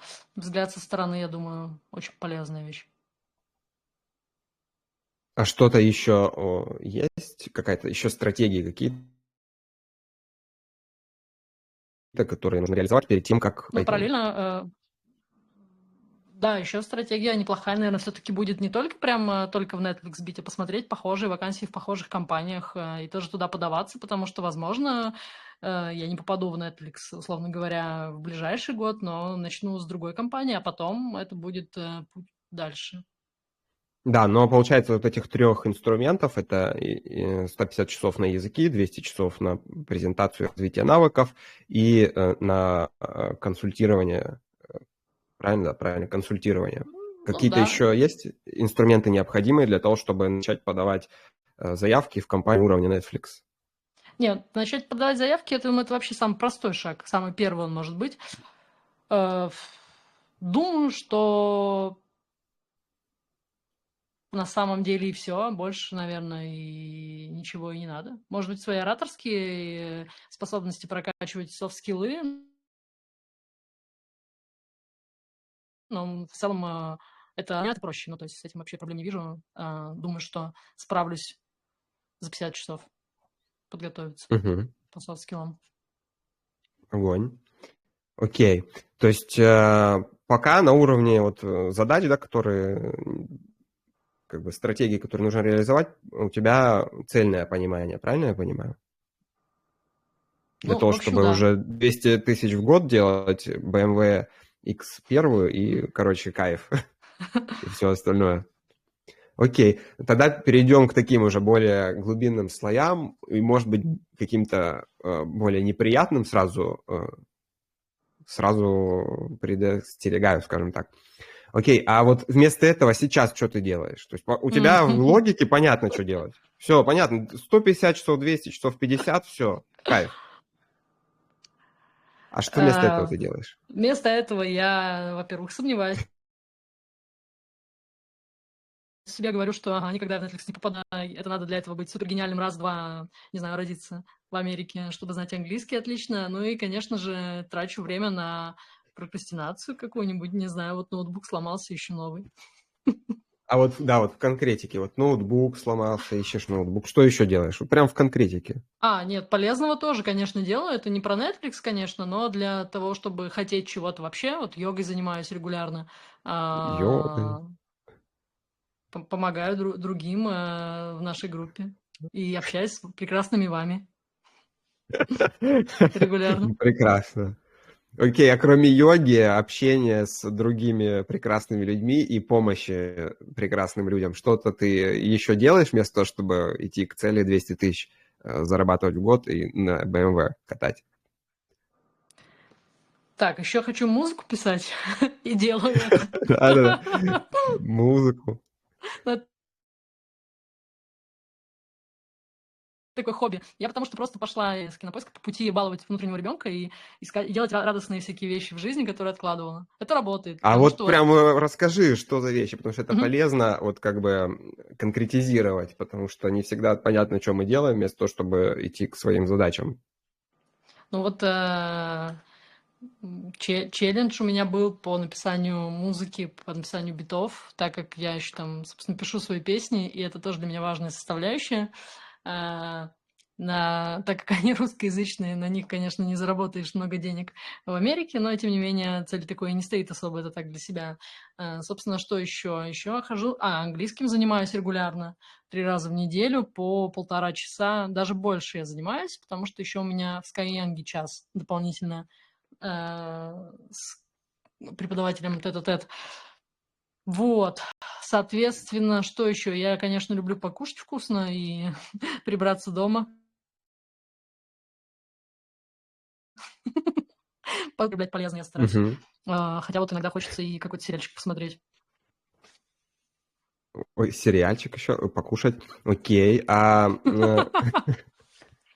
какую вот реальность, и какую реальность для тебя, или что-то еще есть, вот какие-то еще действия вместо того, чтобы пополнять словарный запас, аудирование и то, что о чем мы говорили. Да, конечно же, я сижу и мониторю, какие там вакансии новые появляются, и подаюсь на них. Подаюсь, если вижу там пересечение тех технических знаний и навыков, которые есть у меня, но что-то плохо дело идет, мне как-то не отвечают. Возможно, я должна больше на это время тратить. Но не, иногда бывает такое... это то, что ведет тебя к цели. А вот вместо этого что ты делаешь? То есть вот А, у тебя есть вместо. в сутках, Окей. да, 24 часа. Мгм. На что ты тратишь это время еще, кроме целей вот этой? Думаю, что, конечно же, в Инстаграме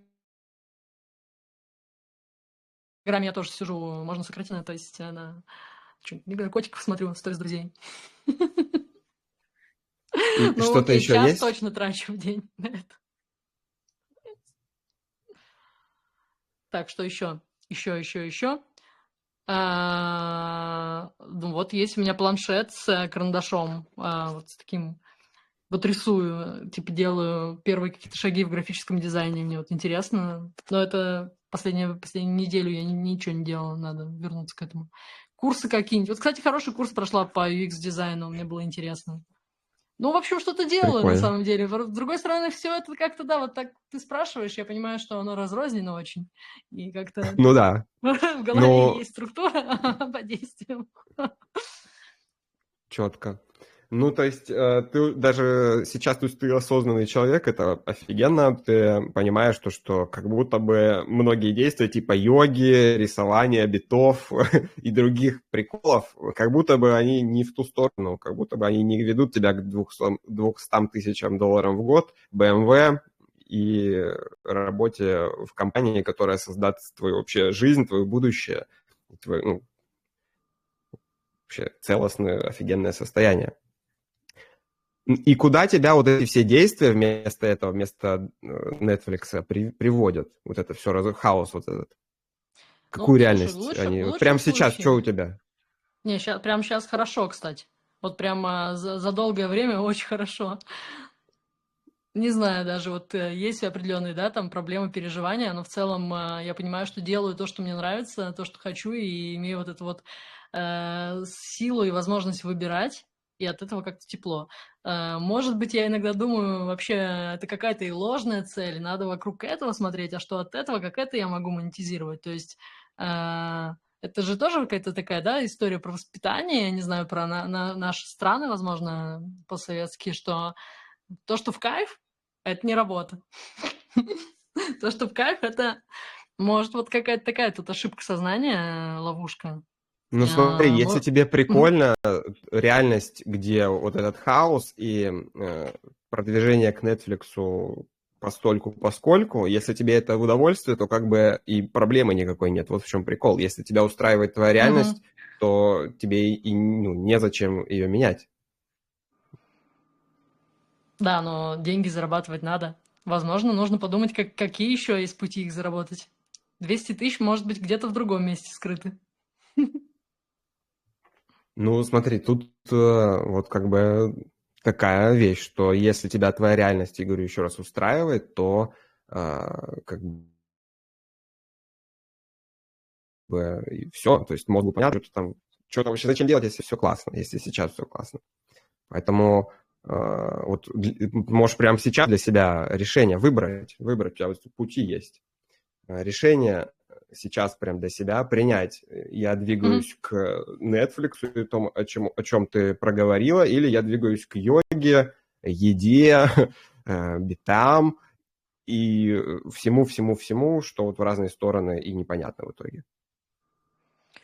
Думаю, что надо добавить просто туда шаги по достижению вот этой цели потихонечку и посмотреть. Потом потребуется больше времени на эту цель и, ну, в общем, потратить больше. Думаю, что у меня пока такая история с таким классическим выгоранием. Я в то же время комфортно работала на прошлой работе, да, но были определенные вопросы, и возможно, есть какой-то, я так понимаю, в подсознании такая история, которая говорит, ты успеешь, типа, давай сейчас другое, давай сейчас, пока время есть, вот это О, сделаем. и твое подсознание уже нам помогает, потому что, окей, если все-таки ты вознамерилась, да, двигаться к Netflix, к деньгам, к миссии своей, к кайфу, то что тебе мешает? Потому что логики твоей понятно, что делать. Вот первое, что в голову приходит, что тебе мешает все, выключиться нафиг с этого эфира и пойти делать? Ну, я угораю, я, конечно, Ну, я образно, поняла. А, но как бы вот просто начать делать. Да, конечно, страх, наверное, а вдруг не получится, я потрачу, проинвестирую время какое-то.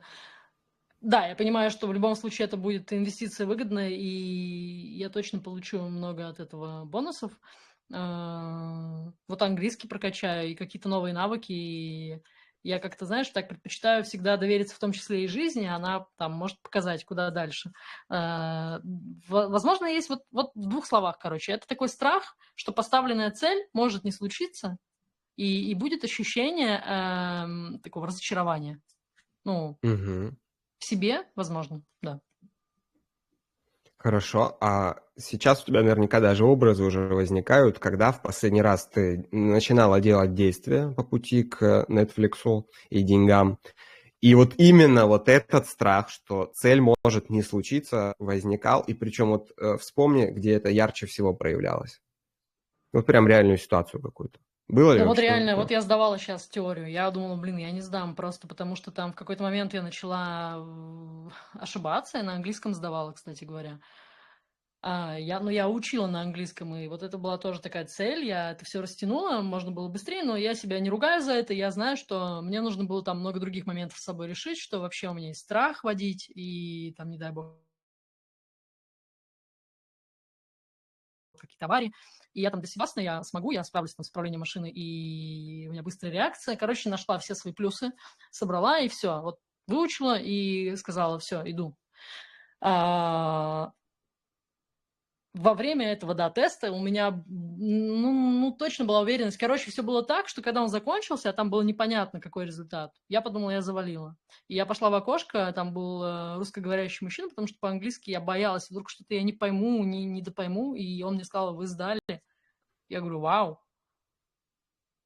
То есть настолько была вот этот страх И вот провалить, туда, вот в хотя, этот да. страх, сейчас прям вот не туда, где в итоге, страха, а на самом деле Мгм. страх, он типа был иллюзорный, а вот прям где вот ты его переживала, этот страх. Вот Мгм. вспомни вот этот момент, где интенсивнее всего этот страх был. Да, когда вот тебе этот компьютер говорит неверный ответ, и я себе говорю, так, спокойно, это ничего не значит. В любом случае, сейчас спокойно надо максимально обдумать, в принципе, там на каждый давалось по 6 минут. И если что, я себе говорила, во-первых, тут у тебя уже оплачено, типа, 3 попытки. То есть я имела еще 2, если бы завалила. Старалась себя не ругать, старалась себя поддерживать, старалась себя максимально останавливать от спешки. Это моя, наверное, такая проблема серьезная. Я всегда спешу куда-то. И это сработало, в итоге все получилось. Ну вот, да. Отлично. А вот где вот этот страх опять туда все-таки хочется оттуда как-то, как ты это преодолела, но пока что надо туда Мгм. вернуться, где страх, где вот на компьютере сдаешь, и вот еще раз опиши вот это, где оно было. Ну, Вот это. да, я, в общем-то, переживала, что больше всего всегда переживаю, что потом сама себя буду за это как бы ругать, сама себе буду говорить, ну вот ты же, ты учила так долго и что, не сдала? Ну, И вот типа туда, вот, в это состояние сейчас вот ощути, где ты это прям проживала, прям вот сейчас ощути это, как это было тогда. Это выходит сейчас у тебя сделать? да. И вот какая ты там, вот когда у тебя вот эти процессы происходят? Вот какие у тебя определения о себе? Прям вот можешь все, что в голову приходит, самую жесть, которая только Мгм. приходит. Ну, мысли, что, в общем, надо было лучше учить, надо было еще внимательнее читать там книжку и, А вот когда э, надо было что-то, и вот какая ты тогда? ну, ленивая, какая, Ленивая, во. мало времени потратила, могла бы постараться, вообще Вот все когда там, могла бы вот что-то да, там, вот да. какая ты тогда? Ну, вот тогда предпочла вот как раз, блин, кофе пойти попить, расслабиться, на котиков в И вот Инстаграме посмотреть. это ты какая тогда? Вот какое Ну, не убеждение? целеустремленная, не замотивированная, ну, вот это вот ленная, непродуктивная, Окей, а еще неприятная самой какие-то? себе. Ага. И прям можешь вот все, что сейчас подсознание выкидывает, прям произносить это все. Потому что это вот эти корни, которые, собственно, тебя и вот затягивают проживать всякую хаотичную хрень. Вот ленивая, нецелеустремленная, незамотивированная. Вот какие еще убеждения, когда вот этот страх?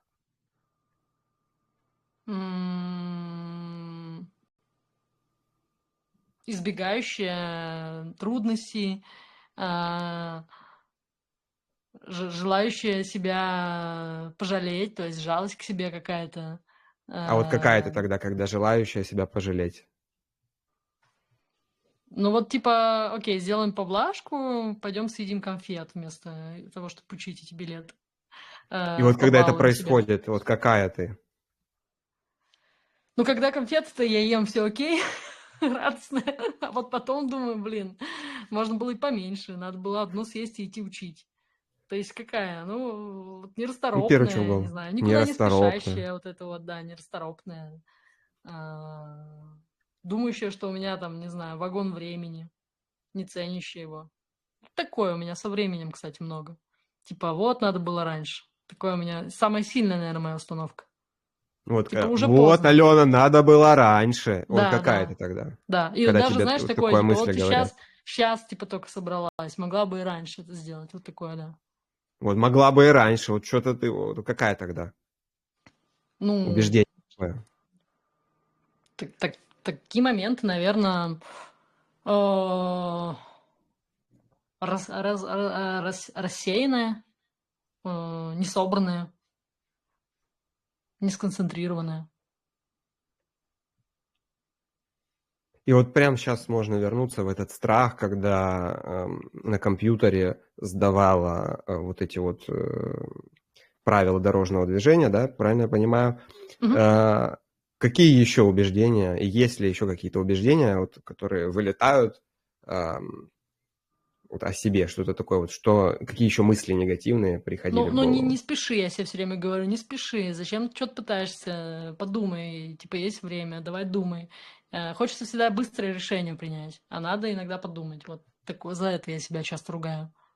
И вот какая ты тогда, вот если, Ну когда вот вот это вот тогда в такой момент я генерируется? попадаю в другую ловушку, я долго принимаю это решение, откладываю.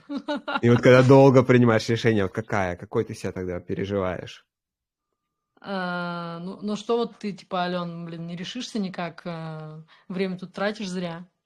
И да не знаю какая, ну такая, которая собой не горжусь. Ну то есть не могу сказать, я молодец. Я скорее, не знаю, Что-то не там старательная, болючее. не старательная, вот. Во, не старательная. Окей, а еще есть какие-то убеждения? Еще какие-то вот? Или это все? Ну вот, типа, все могут, а я нет. Типа, я, знаешь, типа, вот как Вот раз-таки все не такая могут, способность. Алена, а ты вообще не можешь. Вот Да, какая да. ты тогда? В эти моменты отстающая, что ли?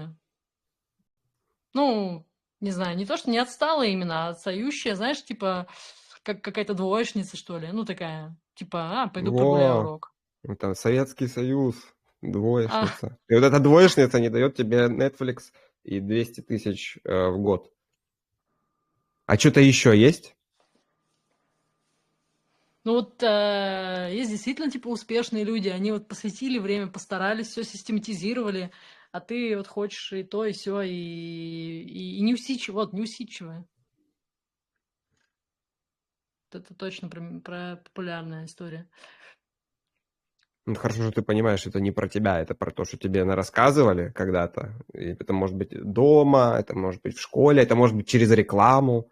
Но Мгм. если попало в подсознание, то оно вот фоном фонит и как бы вот этот хаос и создает. Ну, окей, вот это к этому страху, если вернуться, что-то еще есть, кроме вот этих убеждений, которые уже были названы? М, Что-то генерируется? Ты имеешь в виду из какой области? Про себя А неважно, или вообще вот, вообще все, да? вот вспомни вот туда вот этот страх, где вот Мгм. возникало, что ленивая, а если ленивая, то вот и текст пошел, что тебе надо было сделать, что тебе не надо было сделать, хотя ты сидела там, и которую ты, кстати, успешно прошла, вот, Мгм. кроме незамотивированной, вот все, о чем ты, вот эти убеждения, которые были. Что-то еще есть? Какие-то еще? Боящее осуждения. Мгм. Разочаровать боюсь. А вот Ой, Алена, разочаровала ты, конечно. Вот какая-нибудь мама там, может, говорит. Ой, ты разочаровала меня. Вот какая ты тогда? Ну, кстати, знаешь, вот, наверное, была у меня классная руководительница, вот, Вот, вот прям, возможно, что... и вот какая ты тогда, когда вот она тебе говорила такое? Ну, хотелось, знаешь, забить на все и вообще тогда, раз тебя не хвалят, не это, то что тогда стремиться-то? Не ценят, типа, тогда можно быть любой. Вот такое. Идет как бы протест, отрицание, тогда, окей, раз я, типа, там, 5 не получила уже, да плевать, типа, будет 3, если про И такую вот школьную. какая ты тогда? Да Ну, это вот какая, двоечница. А это у тебя вот, не- короче, смотри. неответственная, Не, это безответственная. двоечница, вот, то, что уже было. Безответственная, двоечница. И, короче, все, раз они уже начали повторяться, эти убеждения, мы их, вот этот пул, я тебе, чтобы его просто времени не терять, не озвучивать заново, я тебе его отправлю. Спасибо. Во-первых, хорошая новость, то, что ты их уже из себя достала, и они постепенно, если тем более у тебя будут перед собой написаны, тебе их пришлю, они начнут просто постепенно отваливаться, потому что ты, попадая вот в эти ситуации, где этот страх повторяется у тебя, с которого мы начинали, который мешает тебе тупо делать просто действия, которые твоей логике понятны. Вот из-за этих убеждений ты как раз-таки и занимаешься йогой, едой, биты, что там еще было? Вот всеми вот этими хаотичными, в общем, убеждения и заставляют тебя как бы проживать вот эти состояния. Потому что тебе, твои психики, они попали в твою психику, и тебе кажется, что это твои части бессознательно. Тебе важно, чтобы быть якобы собой, не той собой, которая 200 тысяч на BMW, а вот той собой, которая вот эта ленивая, вот это, тебе важно это проживать. И у тебя есть возможность, кроме того, чтобы просто на автомате это как бы на уровне осознанности отпускать, у тебя есть возможность это трансформировать в виде любых там техник, которые существуют на просторах интернета, там когнитивно-поведенческая терапия, там вот присылали книги, как менять вот эти убеждения. Если ты эти убеждения все трансформируешь, перепроживешь, то у тебя на уровне подсознания вообще не будет проблемы учить язык. И как ты могла понять, тут фишка не в изучении даже языка. То есть язык это вот там на поверхности где-то там. Это как бы следствие, то, что медленно развивается язык и так далее. Когда ты вот это выдернешь, у тебя вообще жизнь просто кикфлип. На каком, как это правильно сказать? На 360, там 6 раз вот так вот повернешься, и у тебя просто жизнь по-другому будет развиваться без этих убеждений. Вот, это, собственно, и есть вот этот барьер между твоей реальностью и там того места, где у тебя 200 тысяч. Вот набор вот этих вирусов, убеждений, которые, собственно, просто как вот они вот этим барьером таким незримым существуют. Вот. Спасибо Тебе огромное. понятна ситуация Очень, твоя? очень интересно, на самом деле. Блин, спасибо. Есть над чем подумать и над чем поработать.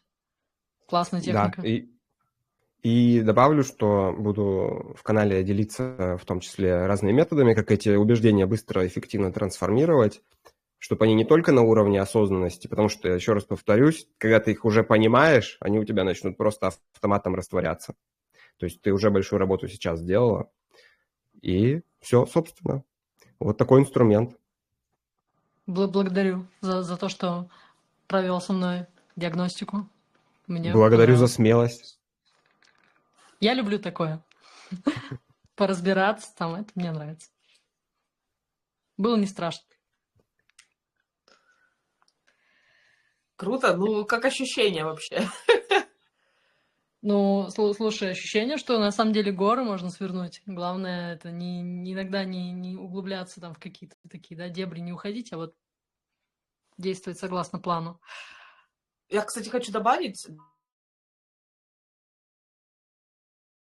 для тех, кто посмотрит записи, что к Володе можно обратиться за такой первичной консультацией, насколько я знаю, первичной диагностикой. Вот. И про себя, да, лично могу сказать, что я сама нахожусь в коучинге уже много лет.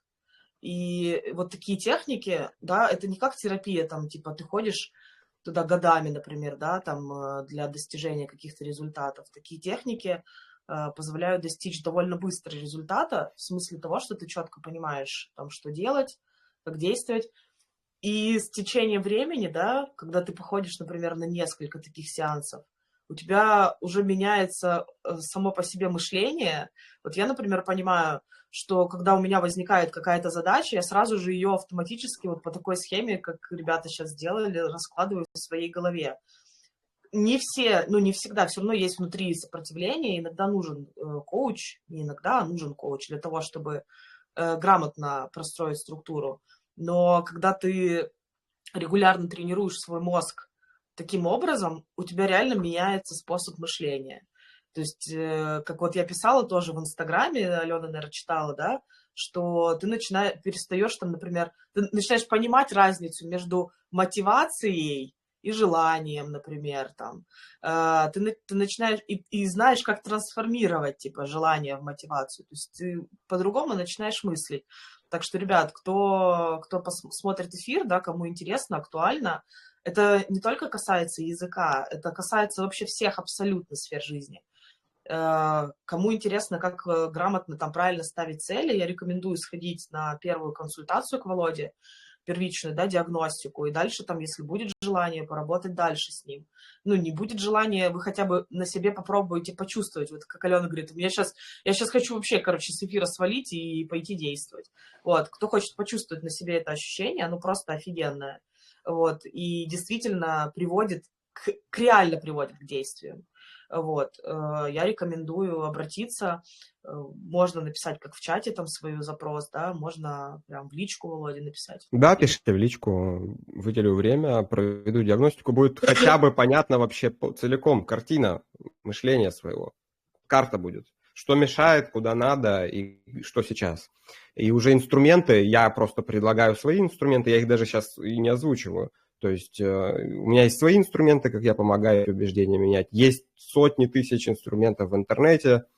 Это будет такая офигенная отправная точка. Вот если про языки говорить, то еще раз говорю, что как бы языки, скорее всего, даже после этой сессии уже начнется трансформация и будет намного понятней вообще состояния, которые возникают, когда якобы что-то мешает.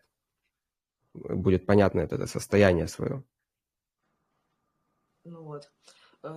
Хотела уточнить, что у нас там вообще по времени и по графику нашему, вот, потому что эфир уже 2 часа идет, я думаю, Да, что... мы сильно выбиваемся, настолько Ну, было классно и интересно. полчаса из этого это как бы терапия была, вот, но я думаю, что это классно, что мы сделали это, чтобы люди увидели, как это работает.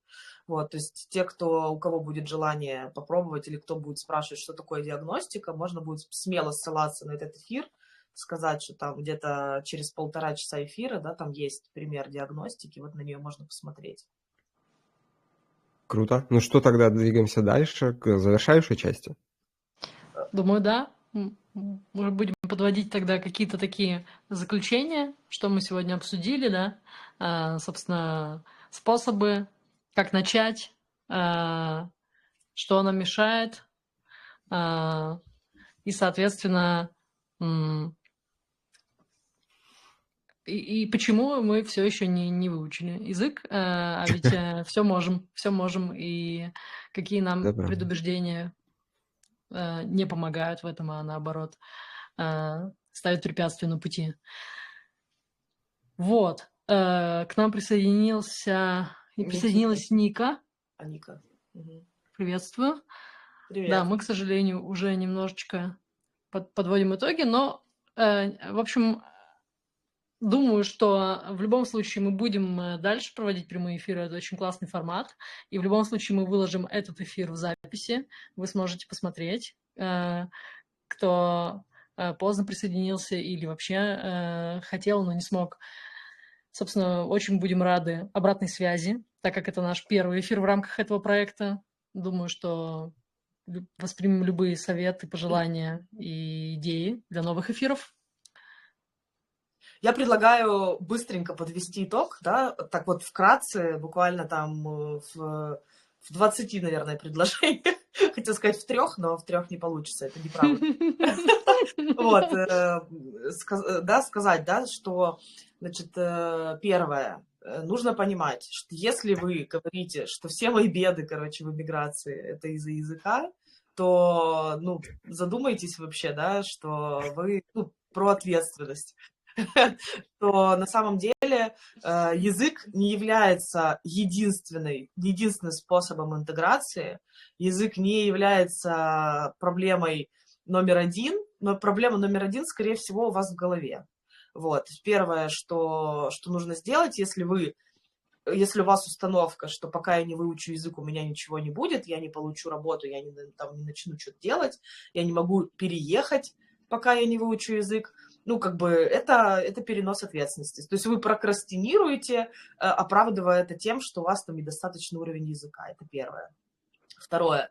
Инструментов к изучению языка миллион. Их можно посмотреть как у нас на канале, так и просто загуглить. Не знаю, можно спросить у GPT-чата. Ему можно поставить задачу, кстати говоря, тоже такая тема. У меня есть знакомые, которые учили язык через GPT-чат. То есть ты пишешь ему, у меня есть задача выучить до такого-то уровня за такой-то срок.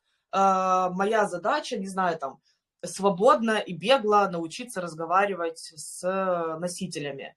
Построй мне на, там, не знаю, на полгода, пропиши мне программу занятий изучения. И GPT-чат прекрасно построит программу, также у него можно после этого запросить инструменты для изучения, какие на его взгляд, да, там, писать с точки зрения там, методологии, как ты считаешь, какие инструменты, то есть вот запрос так должен звучать, да, какие инструменты помогут мне более эффективно заниматься по твоей программе. Вот.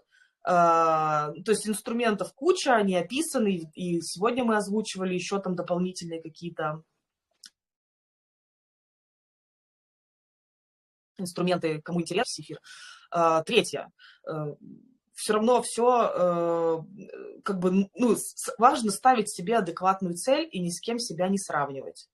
Это самое, ну, к сожалению, мы так выросли, да, мы в постсоветское пространство, мы выросли, что есть некий там сын подруги, сын маминой подруги, с которым нас все время сравнивают. Вот. Это неплохо и не хорошо, это так, как есть, это наш бэкграунд. Вот. Нужно отслеживать и не сравнивать себя с другими людьми. Ты изучаешь язык ровно в таком графике, в котором тебе удобно, комфортно.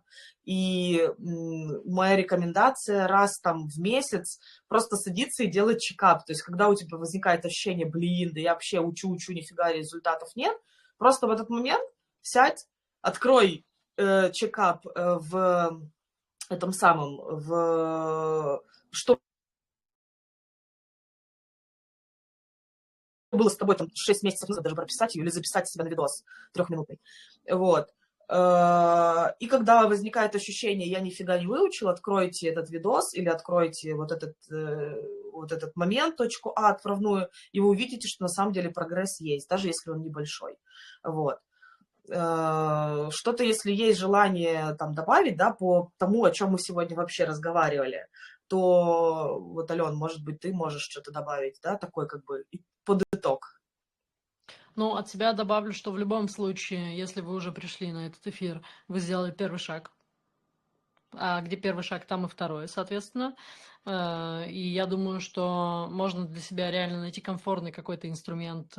Может быть, записаться на пробные уроки, да, вот как мы обсуждали. Или просто взять какое-то бесплатное приложение и начать в нем изучать английский язык. Смотреть какой-то контент на английском языке с субтитрами. И главное, да, не гнаться, наверное, если это начинающий уровень, сразу чтобы понимать, я не знаю, какие-то TED-лекции, да, о сложном, там, не знаю, о звездах. Можно действительно начать с мультиков или с сериалов простых. Это классный способ, его не надо недооценивать. Можно вообще попробовать найти, это такой более, наверное, сложный кейс, но тем не менее, людей, кто хочет изучать русский и кто владеет английским, потому что английским люди вот в Индии, да, например, владеют, в ЮАР, это не обязательно какие-то страны, там, вот Британия, это США, можно Канада. найти в приложении HelloTalk как раз.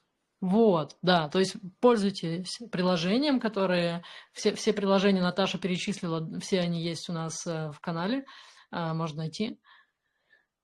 Все, что Наташа перечислила, да. И, соответственно, вперед, все возможно. Самое главное понять, зачем вам это. То есть, и даже если мотивация пойти на занятие йогой на английском языке, как у меня, это тоже классная мотивация. Да, кстати, прикольный тоже инструмент. Я про него не писала, и мы здесь его не озвучивали, но это тема. Есть сейчас очень много всяких онлайн... хотя я говорила там про нетворкинг, да, например. Есть очень много всяких прикольных онлайн-встреч. Например, есть, я как художник там в прошлом, да, лекции по истории искусств на английском языке, на немецком языке. Включаешь просто фоном, слушаешь, вот так, кайф. Еще и комьюнити новое, типа погружаешься в новое комьюнити.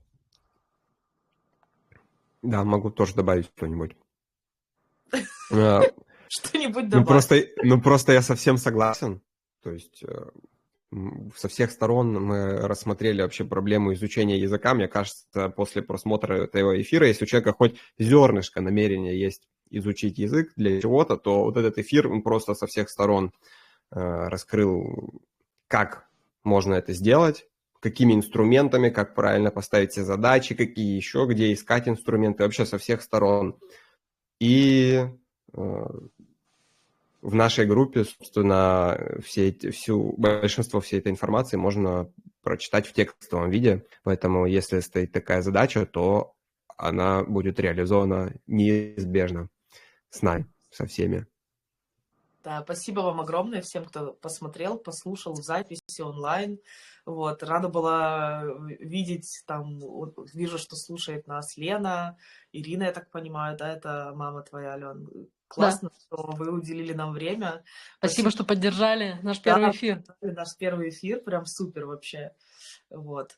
До новых встреч через неделю. В следующую неделю будет новая тема. Если, кстати говоря, да, для тех, кто, опять же, посмотрит записи, если вам какая-то тема интересна, и вам бы хотелось, чтобы мы ее раскрыли, какая-то тема про какую-нибудь, возможно, не знаю, страну, какие-то условия по иммиграции, вообще любая тема, абсолютно любая тема, которая вам интересна, можно написать нам в чат, типа, ребят, сделайте эфир вот на вот это и вот на вот это, и мы обязательно сделаем такой эфир, мы подготовимся, соберем информацию, которая нам нужна, если мы ей не владеем, если владеем, то просто поделимся ею, и будем рады, на самом деле, чем больше наше комьюнити, вот, тем больше наша сила, тем большему количеству людей мы сможем помочь, и большее количество людей поддержать. Это самое главное для нас. Да, однозначно, присоединяюсь. Тут нечего добавить. Все очень красиво сказано. Я думаю, на этом и завершим. Да. Все, всем пока. Спасибо. Спасибо за уделенное время. Спасибо, ребят. Спасибо.